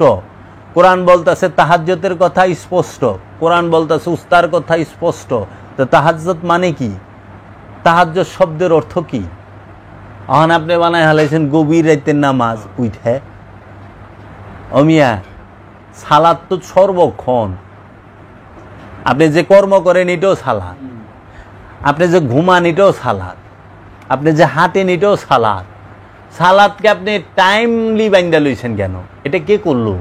মহানবী কি করছে? মহানবী কি খালি আসরের সময় হেরা পর্বতে গেছে? আর আপনি সালাদকে যদি বিশ্লেষণ করেন, এরা বনি ইসরায়েল দেখায় যে সূরা বনি ইসরায়েলের 78 নাম্বার হচ্ছে 5 ওয়াক্ত নামাজের দলিল। ওখানে আপনি একটু বাই করবেন খালি সূরা বনি ইসরায়েল কি মাক্কি সূরা না মাদানী সূরা? সূরা বনি ইসরায়েল হলো মাক্কি সূরা, মক্কায় নাজিল হয়েছে। আর মক্কায় যখন মহানবী ছিল তখন মহানবী মেরাজেই যায় নাই, মহানবী মেরাজে গেছে হিজরতের পরে মদিনা থেকে। তো হিজরতের আগে সালাতের আয়াত নাজিল হইলো কেমনে, সূরা নাজিল হইলো কেমনে? তো মিয়া সাহেব বক্কর সক্কর তো সাধারণ মানুষের লোকে চলবো। মেরাজের আগে মক্কি সূরা হলো সূরা বনি ইসরাইল। তো সূরা বনি ইসরাইলের যদি 78 নাম্বার আয়াত যে কোনটা দেখায় আকিমুস সালাত লিদুলিকি শামসি ইজা গাসাকিল লাইলি ওয়া কুরআন আল ফজর ইন্না কুরআন আল ফজর কানা মাশহুদা, এনে সালাতের কথা কয়বার আছে? ফজর, জোহর, আসর, মাগরিব। আকিমুস সালাত, সালাত কায়েম করো, লিদুলিকি শামসি ইলা গাসাকিল লাইলি ওয়া কুরআন আল ফজর ইন্না কুরআন আল ফজর কানা মাশহুদা। এনে সালাত শব্দটা মাত্র একবার আছে, ফজর শব্দটা আছে 2 বার, কোরআন শব্দটা আছে 2 বার, তাই না? তো এই কোরআন রেহারা অর্থ করে দিচ্ছে নামাজ। ওই যে ফজর ইন্না কুরআন আল ফজরে, ওই কোরআন রে বানাইছে নামাজ, ফজর রে বানাইছে ফজরের নামাজ। এরা কোরআন রে নামাজ, হ্যাঁ তবে এটা ঠিকই আছে, এটা তো উনারা কিছু তো অন্য দেখা দিচ্ছে, বিকৃত হয়েছে। কোরআনের যে অনুবাদ সেটা বিকৃত। তাড়না দিচ্ছে এই কথাগুলো, বারবার তাড়না দিচ্ছে। হাদিসের আমার মেসেজটা কিন্তু ওইখানে যারা বুঝে দিচ্ছে সবাই মোটামুটি আজ করতে পারছে যে অনুষ্ঠানটাই মূল না, অনুষ্ঠানটাই মূল না। আমি যেটা মনে করতেছি, আমার এখানে 1 পয়সার স্বার্থের কথা হয় নাই, ভোগের কথা হয় নাই, এতক্ষণ যতক্ষণ কথা বলছি আমার ভিতরে তো শয়তান যুক্ত, আমি এটা পছন্দ করি না। কে কয় আল্লাহ জবাব দেন? আল্লাহরে ডাকলে অবশ্যই জবাব দেয়, ডাকার মতো ডাক দাও আল্লাহরেই। আল্লাহ কয়ে ডাক বা আল্লাহ পর্যন্ত পৌঁছান লাগবো না? এলে হযরত বেলাল ডাক দিলে শোনা যাইতো, অন্য কেউ কথা তো কয় নাই। কারণ কি? হযরত বেলালের মহব্বত ওই পর্যন্ত চলে গেছে যে ডাক দেওয়ার সাথে সাথে। তা হযরত বেলাল কাবা ঘরের ছাদে খাড়ায় ডাক দিত।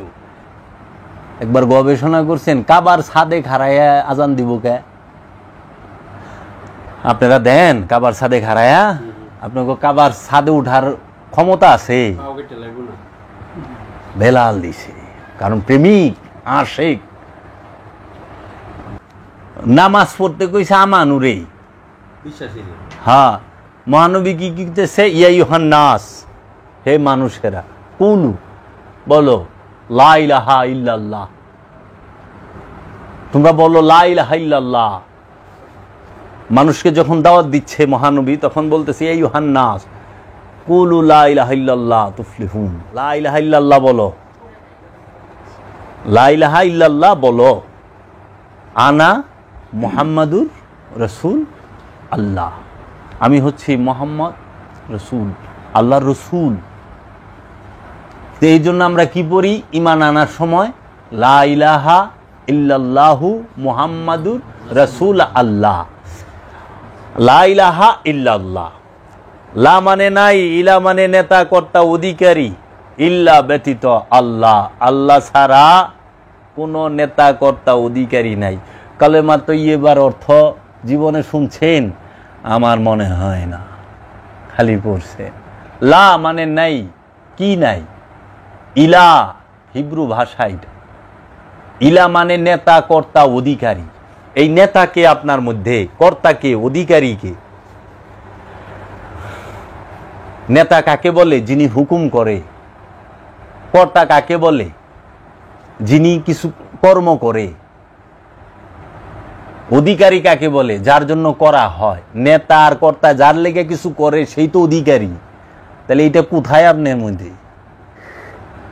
কলেমার ভেদ জানবেন নাকি? কোন কলেমায় জিকির করে, কোন কলেমায় একটা কালামি আছে লালন সাইজির, যাকে কলেমা ছিল লা ইলাহা ইল্লাল্লাহ, জিকির। এটা কিন্তু জিকিরও আমরা করি না, লা ইলাহা ইল্লাল্লাহ মুহাম্মদ রাসূলুল্লাহ, এটুকুর ভিতরেই তো সব বয়ে রয়েছে। কিন্তু জীবন ভরা খালি আমার মুখস্থ করাই গেল তোতা পাখির মতো, বোঝায় ভালো না। লা নাই, কি নাই? ইলা নেতা কর্তা অধিকারী, ইল্লা ব্যতীত আল্লাহ। কোথায়? আল্লাহ ছাড়া আপনার মধ্যে কোনো নেতা কর্তা অধিকারী নাই। এটা কোথায়? দেহে। দেহ তো মুসলমান। মুসলমান শব্দের অর্থ কি? আত্মসমর্পণকারী। এই দেহ তো আপনার মধ্যে আত্মসমর্পণ করে রয়েছে। আপনি যখন বলে হাত উঠাও, উঠছে, উঠছে না? পা উঠাও, উঠছে।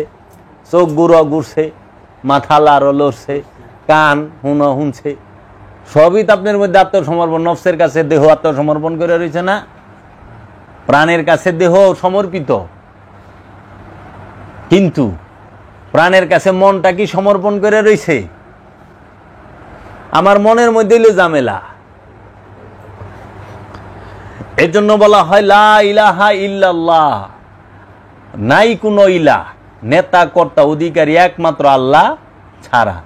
সেটা কোথায়? আপনার হৃদয়ে।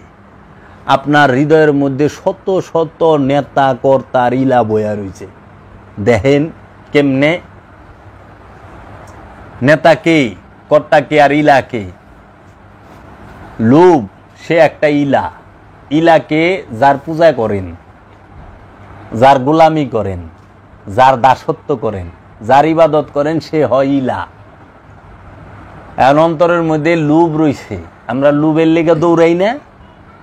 আমরা কি আল্লাহর ইবাদত করি না লোভের ইবাদত করি? আমরা মুখে আল্লাহর, অন্তরে লোভ। মুখে আমরা বলি আল্লাহ আল্লাহ, অন্তরে হিংসা দিয়ে বোঝাই। আমার অন্তরের মধ্যে কত প্রকার ইলা বৈশা রয়েছে। লোভ একটা ইলা, হিংসা একটা ইলা, অহংকার একটা ইলা, ক্রোধ একটা ইলা, মোহ একটা ইলা, মাৎসর্য একটা ইলা। এই সমস্ত ইলার পূজায় আমরা ডুইবা রয়েছি। এই সমস্ত ইলাগুলাকেই বলা হয় মূর্তি কোরআনের ভাষায়। যে তোমরা মূর্তি পূজা করিও না, মূর্তি পূজা শিরক। সেই মূর্তিটা হচ্ছে এই লোভ মোহ। এটা এই যে খের বাঁশ পাথর মোজাইক স্টিল লোহা দিয়া যে মূর্তি বানাই, এইটারে বোঝা নাই। কারণ ওই মূর্তিতে আপনার লাভও করতে পারে না, লসও করতে পারে না। ওইটা অথর্ব, নিষ্ক্রিয়। ওটাকে সরাইতে হয় না, গাড়িদা টাইনা নেওয়ার লাগে না, কান্দে নেওয়ার লাগে। আবার বেচারিরে যে ডুবাইবেন তাও একটা কিক মাইরা দেওয়ার লাগে, ডুবাইতেও কষ্ট। হ্যাঁ তো নিজেই আছে পেরেশানির মধ্যে। হ্যাঁ থাকলে ওই মূর্তিতে কিচ্ছু করে না। এখন আন্দোলন তো মূর্তি লয়ে অনেক করলো দেখলাম, কিন্তু কোরআন কোন মূর্তি কইছে? প্রতিটা মানুষ মূর্তি পূজা আরো। আল্লাহ কইতেছে, আল্লাহ কি মিশা কথা কয়? আল্লাহ তো মিশা কথা বলে না। আল্লাহ বলতেছে প্রতিটা মানুষ মূর্তি পূজা আরো। তোমরা মূর্তি পূজা করো না, মূর্তি পূজা শিরক। এই শিরক কখনো আল্লাহ, কারণ অন্তর হইল রবে থাকবো, অন্তরে অন্তর হইল রবের আরশ, রবের সিংহাসন। যেরকম আপনার সুপার মধ্যে বয়ে রয়েছেন না, সুপারটা হইল আপনাকে সিংহাসন, আরশ, বসার জায়গা। অনেকটার মধ্যে আমি এই খেতাবালি সব রাইখা দিয়ে দিই, বয়ে পারেননি না, এমনি সইরা খাড়ায় থাকান লাগবো না, দূরে যাওয়ান লাগবো, বহার জায়গা নাই। তা আমার অন্তরের মধ্যে তো লোভ হিংসা কামনা বাসনাতে বুঝাই করে দিয়েছি, কোথায় থাকবো কই থেকে? অন্তর ভরা তো লোভ মোহ। তাহলে এই লোভের মূর্তি এই জন্য বলছে লা ইলাহা ইল্লাল্লাহ, যে নাই কোনো ইলাহ একমাত্র আল্লাহ ছাড়া। মানে আমার হৃদয়ে লোভও নাই, আমার হৃদয়ে অহংকারও নাই, আমার হৃদয়ে কামও নাই, আমার হৃদয়ে কামনা বাসনা কিচ্ছু নাই। আসলে কি হাসা কথা কইতেছি মুখ দে, বকর বকর মিশা কথা আল্লাহর সামনে লা ইলাহা ইল্লাল্লাহ লা ইলাহা ইল্লাল্লাহ জিকির করবার লইছি, বাস করতে করতে বাসের আগে উঠা যায় না, বুট না দিলে অবস্থা। এই জিকিরে তো মাল পানি কি আইছে না, কি আশ্চর্যের বিষয়, জিকির করবার লইছে আর মাল পানি টানবার লইছে। এই রুমালটা দিকে একটু জিকির করেন, লা ইলাহা ইল্লাল্লাহ, রুমাল দেন, ওই ব্যাগ লয়ে যান, ওইদিকে যান, ওই লাইনে যান। আশ্চর্যের বিষয়, মুখে লা ইলাহা ইল্লাল্লাহর অন্তরে মাল পানি দান্দা। এটা জিকির, নিরিক কই, বরজক কই, তাসাব্বুর কই, আমরা আসি কই? এই যে বিষয়গুলা এখন লা ইলাহা ইল্লাল্লাহ, সমস্ত ইলা নেতা কর্তা সবকিছু যখন চলে গেছে, একমাত্র ইলা রব্বুল আলামিন আল্লাহ, সে আমার হৃদয়ে বসে রয়েছে, তখন বলে লা ইলাহা ইল্লাল্লাহ। এই হৃদয়ে কোনো নেতা কর্তা অধিকারী কিছুই নাই, শুধু আল্লাহ আছে। এরপরের জিকিরি হলো আল্লাহ হু, আল্লাহ হু, মানে আল্লাহ আছে হেনে, আর কেউই নাই। আল্লাহ হু মানে কি? আল্লাহ তো জানেন, হু তো জানেন না। হু মানে আসি, হু মানে আছে, এইটাই। তখন যায় ইসকে না জানি কি খালি চিল্লা চিল্লি, আল্লাহ টান দিছে হু। আপনার এইখান থেকে নিয়ে এই পর্যন্তই সবকিছু। আমরা যেটা করতেছি এখন তাহলে আনুষ্ঠানিকতা, মানে অনুষ্ঠান আছে না, যে যেরকম আমি আসছি আপনারা এটা সেটা করলেন, এটা হলো অনুষ্ঠান। কিন্তু এটা মূল না। আপনি যে সেজদাটা করেন, আপনি কি মনে করেন এটা সেজদা? আপনি তো মনে করতেছেন এটা সেজদা, আপনি মনে করতেছেন এটাই সেজদা, কিন্তু এটা যে একটা আনুষ্ঠানিকতা, আপনি এটা বুঝতেই আছেন না।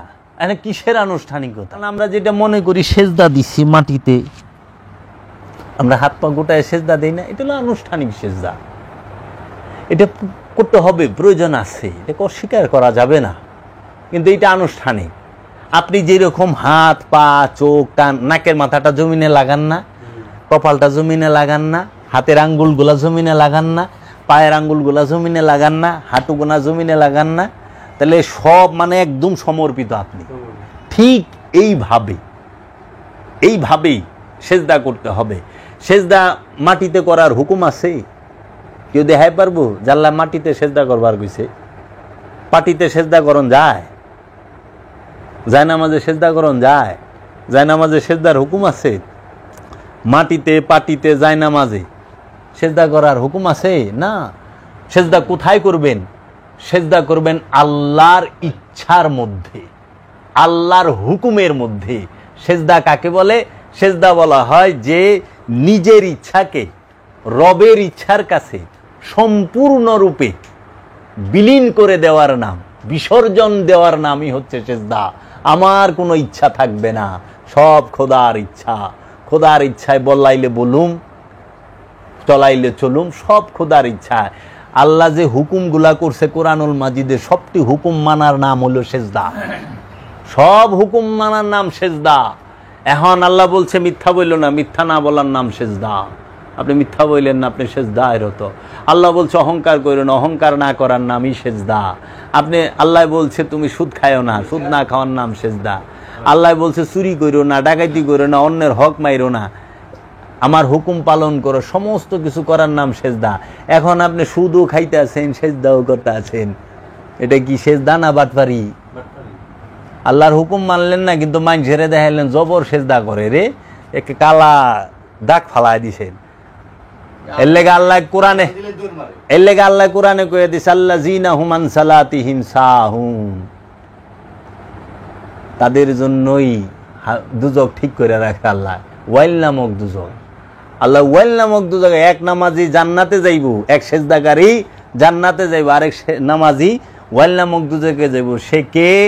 যে লোক দেখানো সেজদা করে। এই যে আমরা যেটা করতে আসি, সুদও খাইতেছে, ঘুষও খাইতেছে, বকর বকর মিছা করতে কইতেছে, অন্যের হক মারতে আছে, জমি জমা সব মাইরা, মানুষের রাস্তা বন্ধ কইরা, হুদাহুদি মানুষের মাইরা হ্যাঁ সেজদা করবার লইছে। একে আল্লাহর হুকুম মানছে না মানুষের দেখাইতেছে? তাহলে সেজদা করতে গেলে ওই যে আপনি যেরকম হাত পা নীল ডাউন করে দিয়েছেন, আপনি সমস্ত ইচ্ছাগুলাকে রবের দরবারে সমর্পণ করে দেন, মুর্শিদের কাছে সমর্পণ করেন, আল্লাহ রসুলের কাছে সমর্পণ করেন, ইয়া রসুল আল্লাহ, ইয়া হাবিব আল্লাহ, এই সমস্ত কিছু আপনার, আমার বলতে কিছু নাই, আমি আপনার দয়ার ভিখারি, আপনি আমাকে হেদায়েত দান করেন। তখন সেজদা। আর মৌলভী সেজদা করবার লইছে, সেজদাই আর অহংকার হয়ে গেছে। নামাজ পড়িলে অহংকার দূরের লেগে, ওখানে নামাজই অহংকার। নামাজ পড়াস বেটা, আমি 5 ওয়াক্ত নামাজ পড়ি, আমি বলে মিছা কথা কই। আর কি লেবাসটা ধরে থাকে বাবা। বিষয়টা কি? সেজদা মানেই হচ্ছে নিজের ইচ্ছাকে রবের ইচ্ছার কাছে সমর্পণ করা। রবের নাম দিয়ে ধোঁকাবাজি করা সেজদা না। এই সেজদা করুম কেমনে এটা তো জানি না।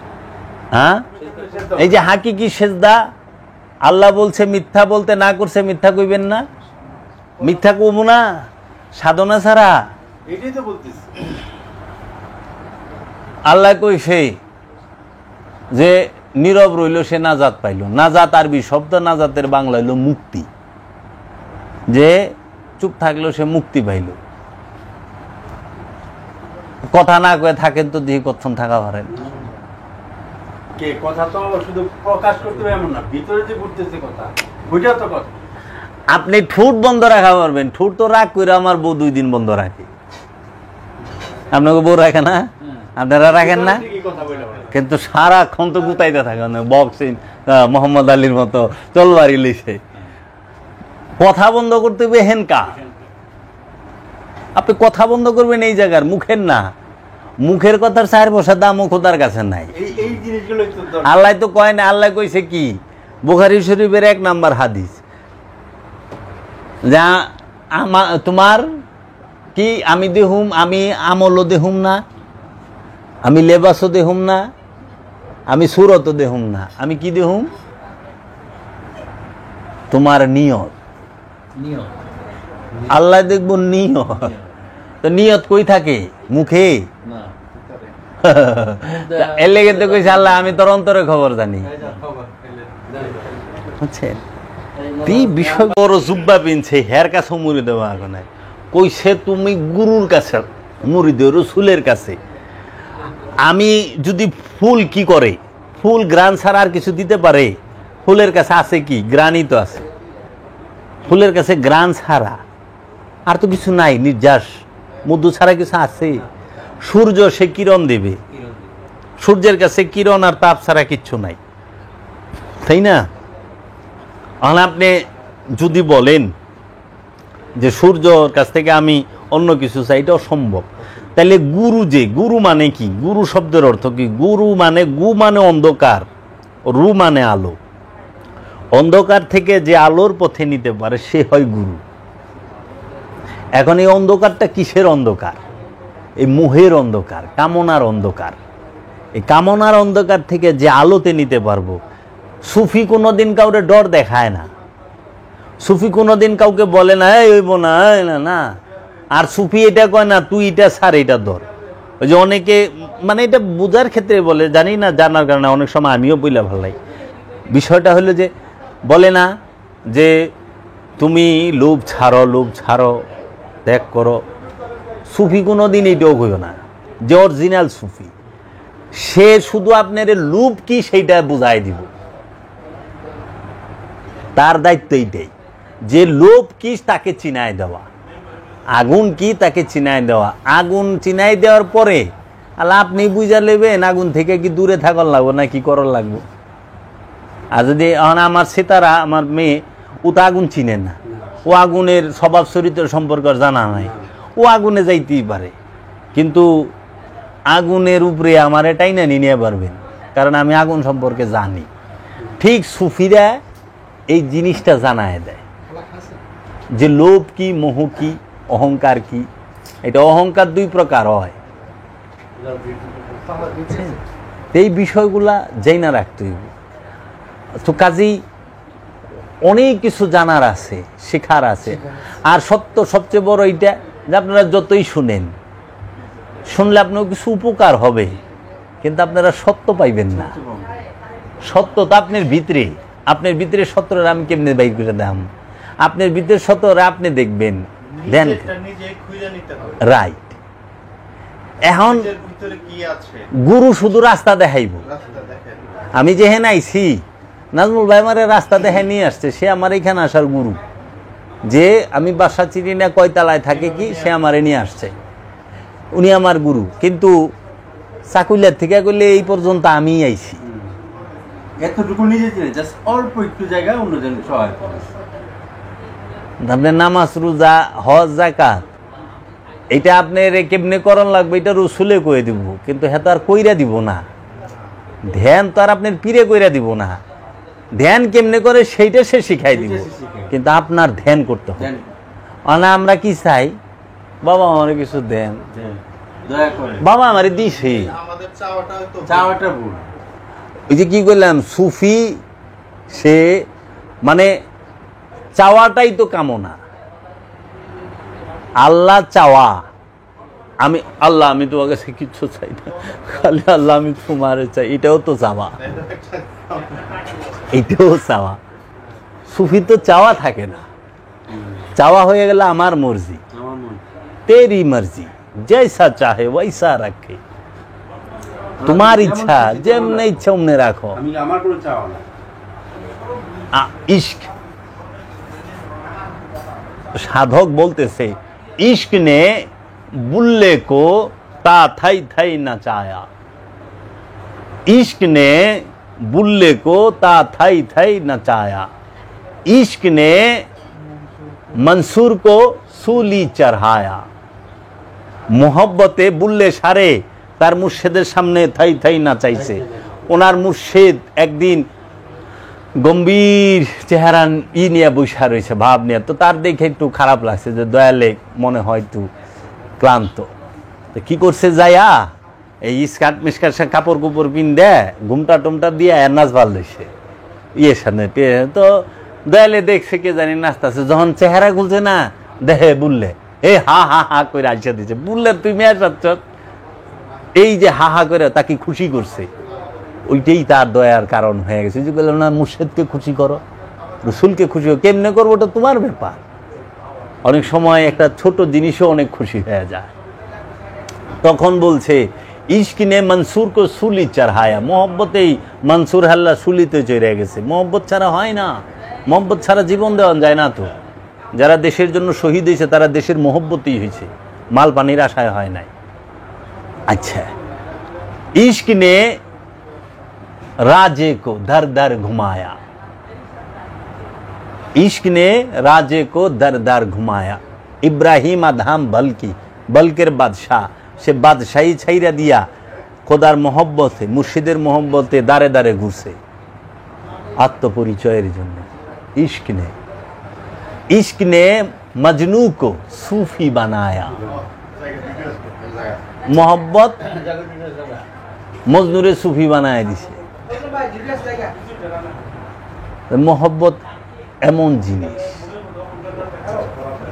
এখন একটা বিষয় ক্লিয়ার হওয়া দরকার, পীরের যে সেজদা করে বা জি দেখছি বা তাজিম করে যে যেটা করে, এটার বিধান কি এবং কিভাবে করতে হয়?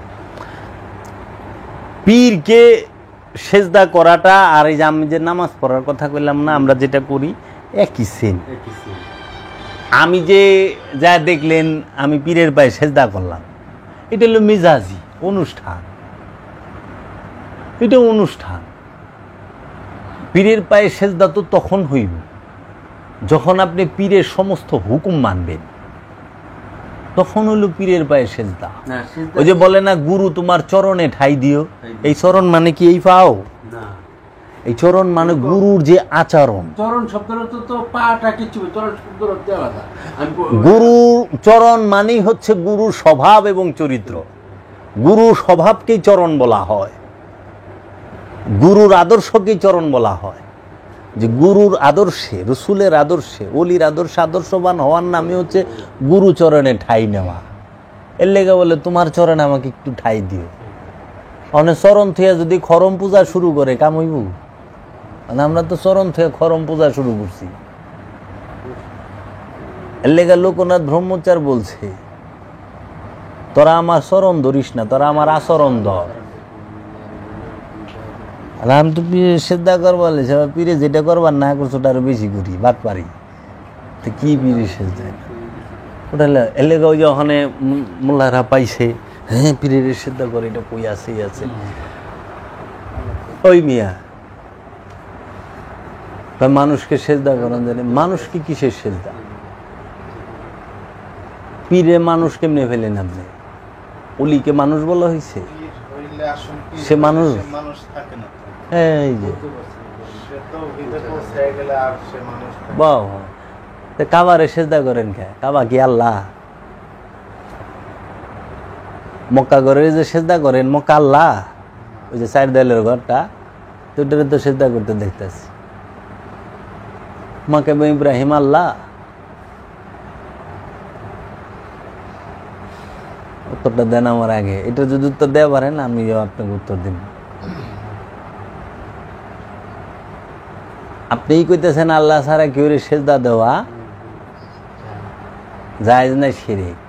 তা আপনি যে কাবার সামনে চতুর্দিকে গুল হইয়া ওই 4 দেওয়ালের যে ঘরটা পাথর, তারে সেজদা করতেছেন, সে কি আল্লাহ?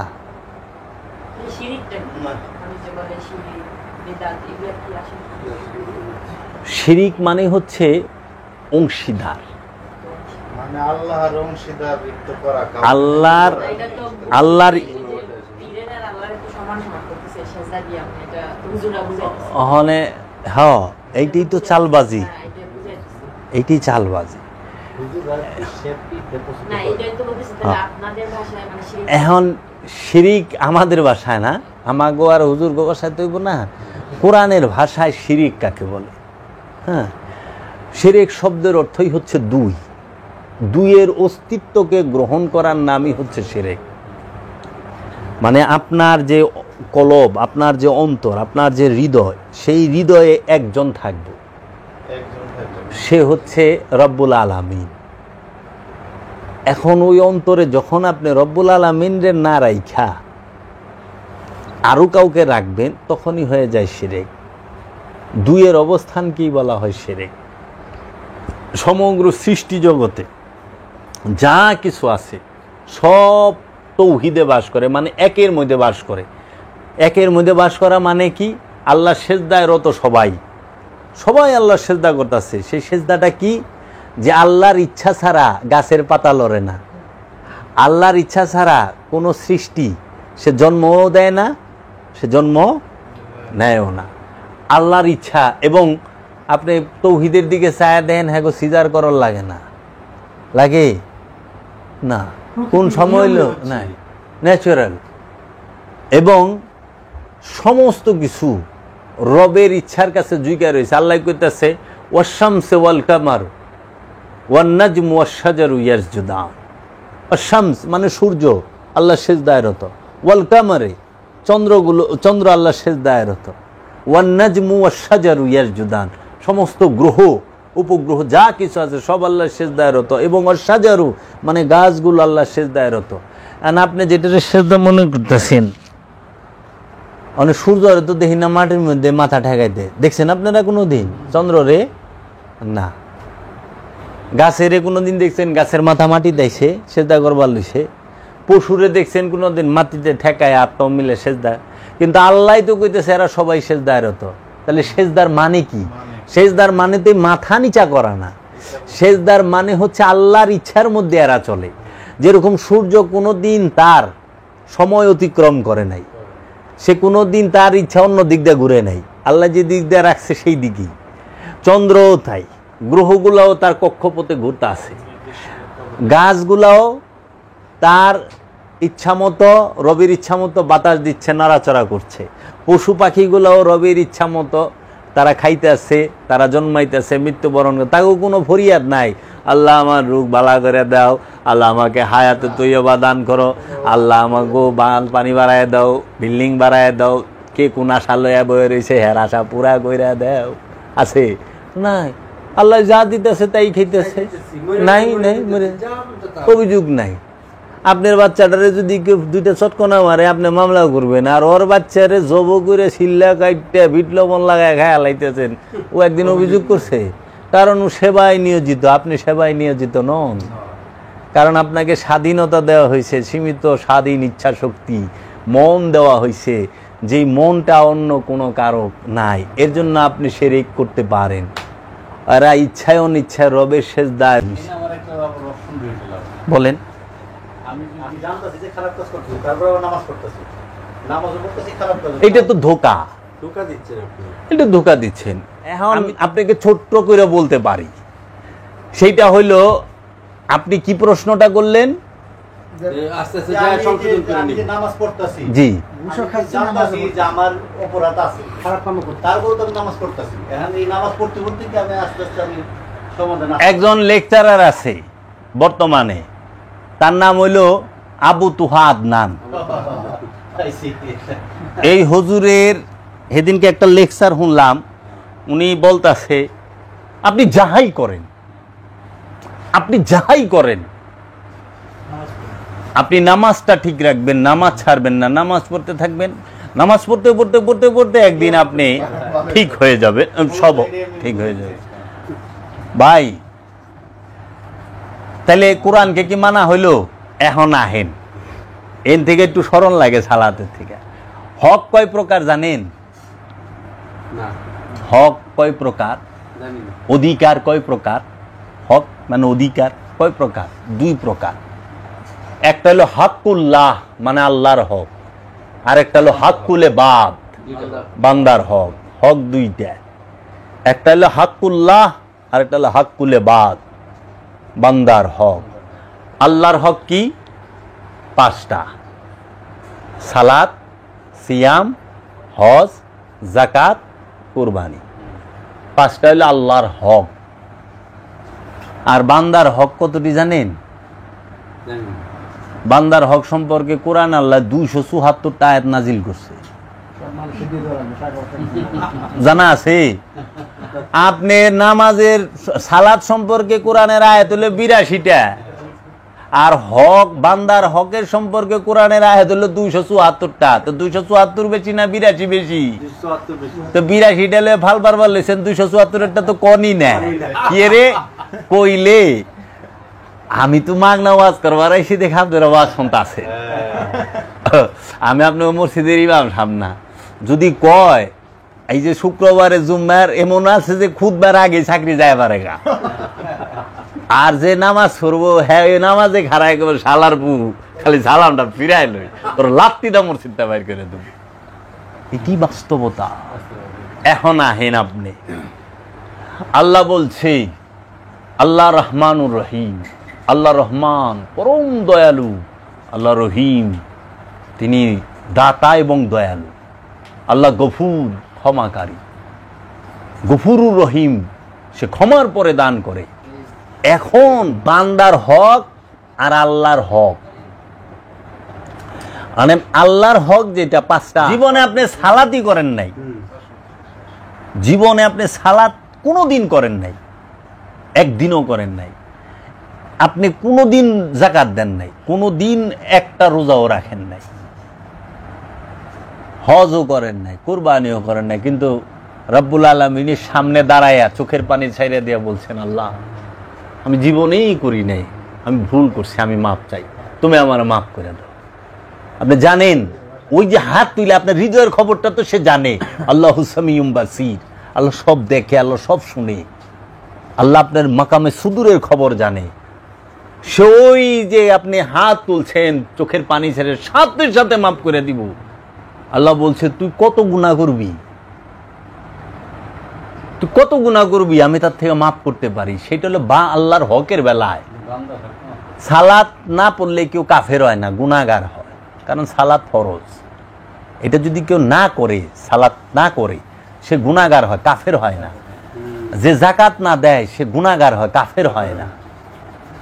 যে হজ না করে, জীবনও করে নাই, সে কাফের হয় না, গুনাহগার হয়। তাহলে কাফের হয় কি করলে আর গুনাহগার হয় কি করলে, এইটি সে নাগে জানবেন না। অনেক মোল্লা ঠেলা মাইরে কয় এত নম্বর মৌলবী শরীফের মধ্যে আছে, মৌলভী শরীফের মধ্যে লেখছে যে দেখেন নামাজ না পড়লে কাফের হইয়া যাইবেন। আশ্চর্যের বিষয়, সালাত হচ্ছে ইবাদত, আকীদা না। দাসত্ব আর আকীদা, আকীদার পরে আসে ইবাদত। যার আকীদা খারাপ সে হয় কাফের। আল্লাহ এবং আল্লাহর রসুলকে যদি কেউ বিশ্বাস না করে, আল্লাহকে যদি কেউ বিশ্বাস না করে সে হয় কাফের। শুধু আল্লাহকে বিশ্বাস না করলে সে কাফের হয় না, আল্লাহর রসুলকে যে মানে না সে কাফের। আবু জেহেল আল্লাহকে মানত, আবু জেহেল আল্লাহরে যদি না মানত তাহলে কাবার গিলাফ ধরে কসম খাটতো কে? প্রতিটা যুদ্ধের আগে কাবার গিলাফ ধরে কসম কাইটা যেত, কাবার ছায়া তলে বয়ে থাকতো যদি কাবা বিশ্বাসই না করতো। মুহাম্মদ সাল্লাল্লাহু আলাইহি সাল্লামকে রসুল মানে নাই, তারে বাইশটা কইছে, জীবনে রসুল আল্লাহ কয় নাই। তো আবুল আহাব আবু জাহেল এগিনা সবটি খোদা মানতো কিন্তু রসুল মানতো না। এই রসুল না মানার কারণে হয়েছে কাফের, বুঝছেন? এখন আপনি রবের ইবাদত একটাও করেন নাই, রব আপনারে ক্ষমা করবে, কিন্তু আপনি তো রহিম মিয়ার টাকা মাইরা দিছেন। রহিম মিয়া তার আল্লাহ না, বান্দা, বড় কাইস্টে আলু শেষরা আলু। রহিম সাহেব মাফ করে দেন। জাগা কি আল্লাহর মারছেন? এই যে বাড়ির বাউন্ডারি দিবার যাইয়া এক হাত ঢুকে গেছেন, এটা কি আল্লাহর জায়গা না বান্দার জায়গা? বান্দার আমানত। জায়গা তো আল্লাহর, কিন্তু আমানত তো বান্দার। তো বান্দার আমানত নষ্ট খেয়ানত করবেন আপনারে বান্দায় না মাফ করলে? আল্লাহ কোরআন বলতেছে সুন্নাতুল্লাহি লা তাবদীলা, আল্লাহর আইনের কোনো পরিবর্তন হয় না। আল্লাহর আইনের পরিবর্তন হয় না। লা তাবদীলা কালিমাতিল্লাহ, আল্লাহর কালামেরও পরিবর্তন হয় না। এখন আপনি বান্দার জাগা মারছেন, বান্দার হক মারছেন, বান্দার রাস্তা আটকাইছেন, বান্দারে হুদাহুদি পিটাইছেন, হাতে একটা লাঠি আছে দেখছেন, হুদাহুদি বউ আমাদের একটা বাড়িটা দিল, কিচ্ছু না, চিনে না জানে না, ক্ষমতা আছে দিই একটা বাড়ি, কারণ আমি পুলিশ, একটা বাড়ি দিয়ে দিলাম, আমার ক্ষমতা আছে না, ও কি করব? বাস গোয়াটা নিজের রেডি রেখে না, আপনারা একটা দিব। বাবা জাহাঙ্গীর কইছে কেউ রে জীবন একটা থাপড় দিস না অন্যায় ভাবে, তাহলে তোর গালটা রেডি রাখিস, এই জন্মেই তোরে থাপড়টা খাওয়াই নিব। যদি এই জন্মে না খাওয়াছে আগামী জন্মে খাওয়াইবো, কিন্তু এটা মিট যাইব না, কারণ হক তো বান্দার হক নষ্ট। প্রতিটা মানুষ ধরা খাইব যায় বান্দার হকে। জান্নাতে যাইবেন না টিন টিন করে মৌলানা সাহেব, এত হস্তা মোল্লায় দোয়া করলে সব মাপ। আরে মিয়া আমার বাপেরে মাইরা ফালাইছেন, আমার এতিম করছেন, আমার মায়েরে বিধবা করছেন, মোল্লায় দোয়া করবো, হজে গেলেন আল্লাহ মাফ করে দিব, হইলো? তাই আল্লাহ জুলুমকার হয়ে গেল না? আমার উপরে তো জুলুম হইলো যে আমার বাপেরে নিরপরাধ বাপেরে সে মাইরা ফালাইলো। আমার জীবনটা কষ্টে কষ্টে আমি বড় হইলাম, আমার মা তার জীবন যৌবন নষ্ট হয়ে গেল, আর হ্যাঁ মক্কায় যায় পানি ছেড়ে দিস, আল্লাহ মাফ করে দেও, আল্লাহ মাফ করে দিল। তা আল্লাহ কি সামাদ রইল? আল্লাহ তো জুলুমকার হয়ে গেল গা। অগ ভাষায় আল্লাহ তো জুলুমকার না, আল্লাহ ন্যায় বিচারক। আল্লাহ কি কাহার, এই কাহার রূপ কখন দেখবেন? বান্দার হকের বেলায়। বান্দার হক যখন সে ধরবো তখন সে হবে কাহার রূপ ধইরা বিচার করব, ন্যায় বিচারে কঠোর। আরেকটা রূপ আল্লাহর আদিল, যিনি সূক্ষ্মতি সূক্ষ্ম বিচারক। এই দুইটা রূপে আল্লাহ বিচার করব বান্দার হকের বেলায়। কি করছো? আমার হকের লেগে কোনো ঠেকা নাই, সব মাপ। বান্দার হক এর লেগে আপনার চলাফেরা আল্লাহর লগে না বান্দার লগে? ঠিক মতো চলতে হইব। ঘুষ খাইলে অবস্থা খারাপ, সুদ খাইলে অবস্থা খারাপ, মানুষেরটা মাইরা খেলে অবস্থা আরো খারাপ, পরে জুলুম করলে অবস্থা আরো খারাপ, দাম বেশি রাখলে দোকানে, ওজনে কম দিলেন, বেজাইলা মাল বেচলেন, সব বান্দার হক। কোরআনে 274 বার আপনারা দোয়া করেন, আমি এটা বাইর করতেছি, হয়ে আইসা আমার অনেকটা, আমি এইটা একটা কিতাব বাইর করুন, খালি কোরআনের আয়াতগুলা থাকবো যে মানুষ তোমরা দেহ, এটি কয় না কে রে, হেও বান্দার হকে আটকে রইছে। আল্লাহ কইছে লা তাকরাবুস সালাহ ওয়া আনতুম সুকারা, লা না না তাকরাবুস সালাত, নামাজে সালাতের দ্বারের কাছে যায় না, ওয়া এবং আনতুম সুকারা, মোহগ্রস্ত অবস্থায়। সুকারা শব্দের অর্থ হলো মোহ। আরো যদি ভাঙেন, শাক্কার আরবিতে বলা হয় শাক্কার, শাক্কার মানে চিনি, আর সোকারা মানে মধু, মিষ্টি মিষ্টি মিষ্টি জাতীয় মিষ্টির ধারের কাছে যাইবার না করছে। লা তাকরাবুস সালাত ওয়া আনতুম সুকারা, মোহটা মানুষের মধুর থেকেও মিঠা। মানে যে পোলাপানের দিকে চায় থাকেন না, হ্যাঁ আমার পোলাটা কত সুন্দর রে, হ্যাঁ কি করা, একটা হইলো বাচ্চা কাচ্চা হয়েছে, তারা পড়াশোনা করবেন, বড় করবেন, মানুষের মতো মানুষ। আরেকটা হলো মোহ, এই বর্ষ কেন পড়ে যাবা, এইটা করছো কেন, সারাক্ষণ দুই চোখ দিয়া পোলার দিকে এমন ভাবে চায়া থাকে, হের চোখেই বরবাদ হয়ে যাবে ওটা। এইরকম একটা, এইটা হলো মোহ। মোহ মানে হচ্ছে অ্যাটাচমেন্ট, কোনো কিছুর সাথে লাইগা থাকা। এই মোহের গ্রস্ত অবস্থায় সালাতে যাইবার না করছে। আর ইমাম সাহেব তো দেখে মোহ তো আমার ভিতরেও আছে, এর লেগা এইটার অর্থকরণ যাব না। এটা এক কাম করো, অর্থ ঘুরাই দাও। লা তাকরাবুস সালাত ওয়া আনতুম সুকারা, তোমরা নামাজের ধারের কাছে যাও না নেশাগ্রস্ত অবস্থায়। বলেন সুবহানাল্লাহ। আলে আমরা কই সুবহানাল্লাহ, কারণ হুজুরে তো মদ খায় না, হুজুরে গাঞ্জাও খায় না, হুজুরে হিরোইন বাবা আব্বা কিচ্ছু খায় না, কিন্তু মোহ কইলে তো হুজুরের আছে। এর লেগা কয় না, ওইটা না। আরে মদ তো খায় অন্য মানুষে, সাধারণ মানুষে যারা গেছে, জুয়ার নেশা আছে, অমুকের নেশা, তো অনেক প্রকার নেশাই আছে। এখন যদি নেশাগ্রস্ত অবস্থায় না যাও তাহলে আরবিটা কি হইব?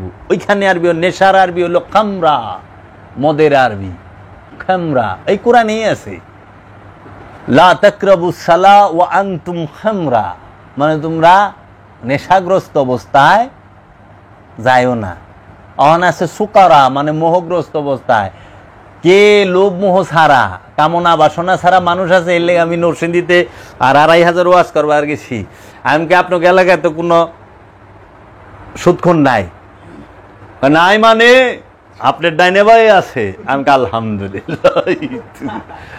তাহলে মনে হয় কোনো কামনাযুক্ত মানুষ আছে? সবাই চুপ, কামনা ছাড়া কোনো মানুষ নাই। খান্নাস আরবি শব্দ, খান্নাসের বাংলা অর্থই হলো কামনা। আর শয়তানের সবচেয়ে ভয়াবহ শক্তিশালী রূপ হলো খান্নাস।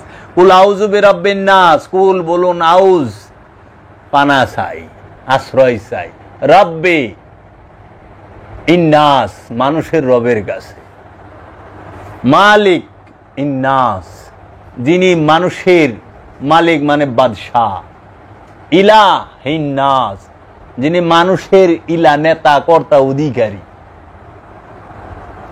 মিন হইতে শাররিল ওয়াসওয়াসিল খান্নাস, সর্বক্ষণ যে আমার খান্নাসের যে কুমন্ত্রণা হইতে মুক্তি যায়, যে সর্বক্ষণ ওয়াসওয়াসা দিতেছে, কামনা। খান্নাসের বাংলা অর্থ হইল কামনা। এখন কোন আপনারা এখানে যারা আছেন, কামনা ছাড়া কে আছেন? একটু হাত তুলে দেখান। আছেন? কেউই নাই। কারণ লোভ ছাড়া মানুষ আছে, কামনা ছাড়া মানুষ নাই। কামনা হলো জননী সমস্ত কিছু। এর জন্য শয়তানের সবচেয়ে ভয়ঙ্কর রূপ হচ্ছে খান্নাস। এর লেগে আল্লাহ কইছে, আমি তোমার পরীক্ষা করার জন্য খান্নাস রূপী শয়তানকে ঢুকাইয়া দিছি। শয়তানের যে খান্নাস রূপ, সেইটা তোমার ভিতরে ঢুকাইয়া দিছি, রক্তের পরতে পরতে মিশা রইছে। কেমনে বুঝবা? কারণ এই কামনা অনুভূতির সাথে যুক্ত। কামনা যদি দেহের সাথে লাগা থাকতো, লাখ সাবান আর লাইফবয় সাবান 100% হালাল সাবান না, হালাল সাবান দা ডইলে হালাল হয়ে যেতাম। হালাল সাবান দা ডইলে পরিষ্কার হন যায়, পবিত্র হন যায় না বাবা। অন আপনারা পরিষ্কার রে পবিত্র বানায় হালাইছেন, কি কমু? পানি দিয়ে পরিষ্কার হন যায়, পবিত্র হওয়া যায় না। পবিত্রতা তো অন্য জিনিস। শরীরকে পবিত্র করতে বলে না, শরীর তো পবিত্রই। শরীর আপনি কেমনে পবিত্র করবেন? পেটের ভিতরেই তো গু রইছে, পেটের ভিতরেই মুত রইছে। এই গু মুতলে মেরাজে গেছে অনেক অলি আল্লাহরা, সবাই গেছে, কিন্তু অন্তরের মধ্যে হিংসা লয়ে মেরাজে যাওয়া যায় না, অন্তরের মধ্যে লোভ লয়ে মেরাজে যাওয়া যায় না, অহংকার লয়ে মেরাজে যাওয়া যায় না। এর লেগে ওই লোভ, অহংকার, হিংসা, কামনা, বাসনা এগুলো হইল অপবিত্র। অপবিত্রই হচ্ছে খান্নাস। আর যে পেটে গু প্রসাব ময়লা, এটা হলো অপরিষ্কার, এটা মেজাজি অপবিত্র, হাকিকি না, বুঝছেন? এর লেগে এটারে ধুইলে পরিষ্কার হয়। এর লেগে পেটে গু আর মুতলে নামাজ সালাতে যাওয়া যায়, কিন্তু অহংকার লয়ে সালাতে যাইবার না করছে। লা তাকরাবুস সালাত ওয়া আনতুম সুকারা, মুহ লয়ে যাইস না। মোহ থুইয়া যাইস, বুঝছেন বাবা? এখন আপনি কোরআন মুখস্থ করেন, কোরআন পড়েন, কিন্তু কোরআনের নিগুড় রহস্য বুঝতে পারেন না সালাতের, এটা তো আপনার তাকদীর, কিচ্ছু করার নাই। এর জন্য সালাত করতে হবে কি আল্লাহ রসুলের সাথে, রসুল শিক্ষা দেবে। দেখেন না আমরা ইমাম লয়ে সালাত করি, ইমাম কেন লই? ওই যে কোরআন কইছে তুমি সালাত করো জোড়ায় জোড়ায়, ইমাম আর আমি। অন ইমাম সাহেব মসজিদ বইরা লইছে, এটা তো ইমাম সাহেবের প্রবলেম। কিন্তু হাকিকি যে ইমাম সে তো একজন, মুসল্লিও একজন। এর লেগে যখন আপনি ধ্যান মুরাকাবা করতে যান, মুরাকাবার সময় 100 থাকে না, একজন থাকে। হেরা পর্বতে কি 100 ছিল? একা মহানবী মা মরিয়ম আর তার গুরু। মা মরিয়ম কার ধ্যান করছে? হযরত জাকারিয়া আলাইহিস সালাতু ওয়াস সালাম। কারণ মা মরিয়মের আপন খালু হইল হযরত জাকারিয়া, উনিও নবী, এবং এই জাকারিয়া নবী তার দেখাশোনা করছে। ওই মেহরাবে আনসিজনাল ফল আসছে ওই রুমে, তখন বলে মারিয়াম এই ফল কয়টি রবের তরফ থেকে আসে। তখন হযরত জাকারিয়া নবী 100 বৎসরের বয়স্ক মানুষে ওই ঘরের উসিলাদের আল্লাহর কাছে একটা সন্তান চাইল, যে আমার একটা সন্তান দাও। তখন তার একটা সন্তান হইল, সেই সন্তানের নাম হচ্ছে ইয়াহিয়া। হযরত ইয়াহিয়া আলাইহিস সালাম জাকারিয়া নবীর ছেলে। এই বিষয়গুলা আমাদের জানা প্রয়োজন।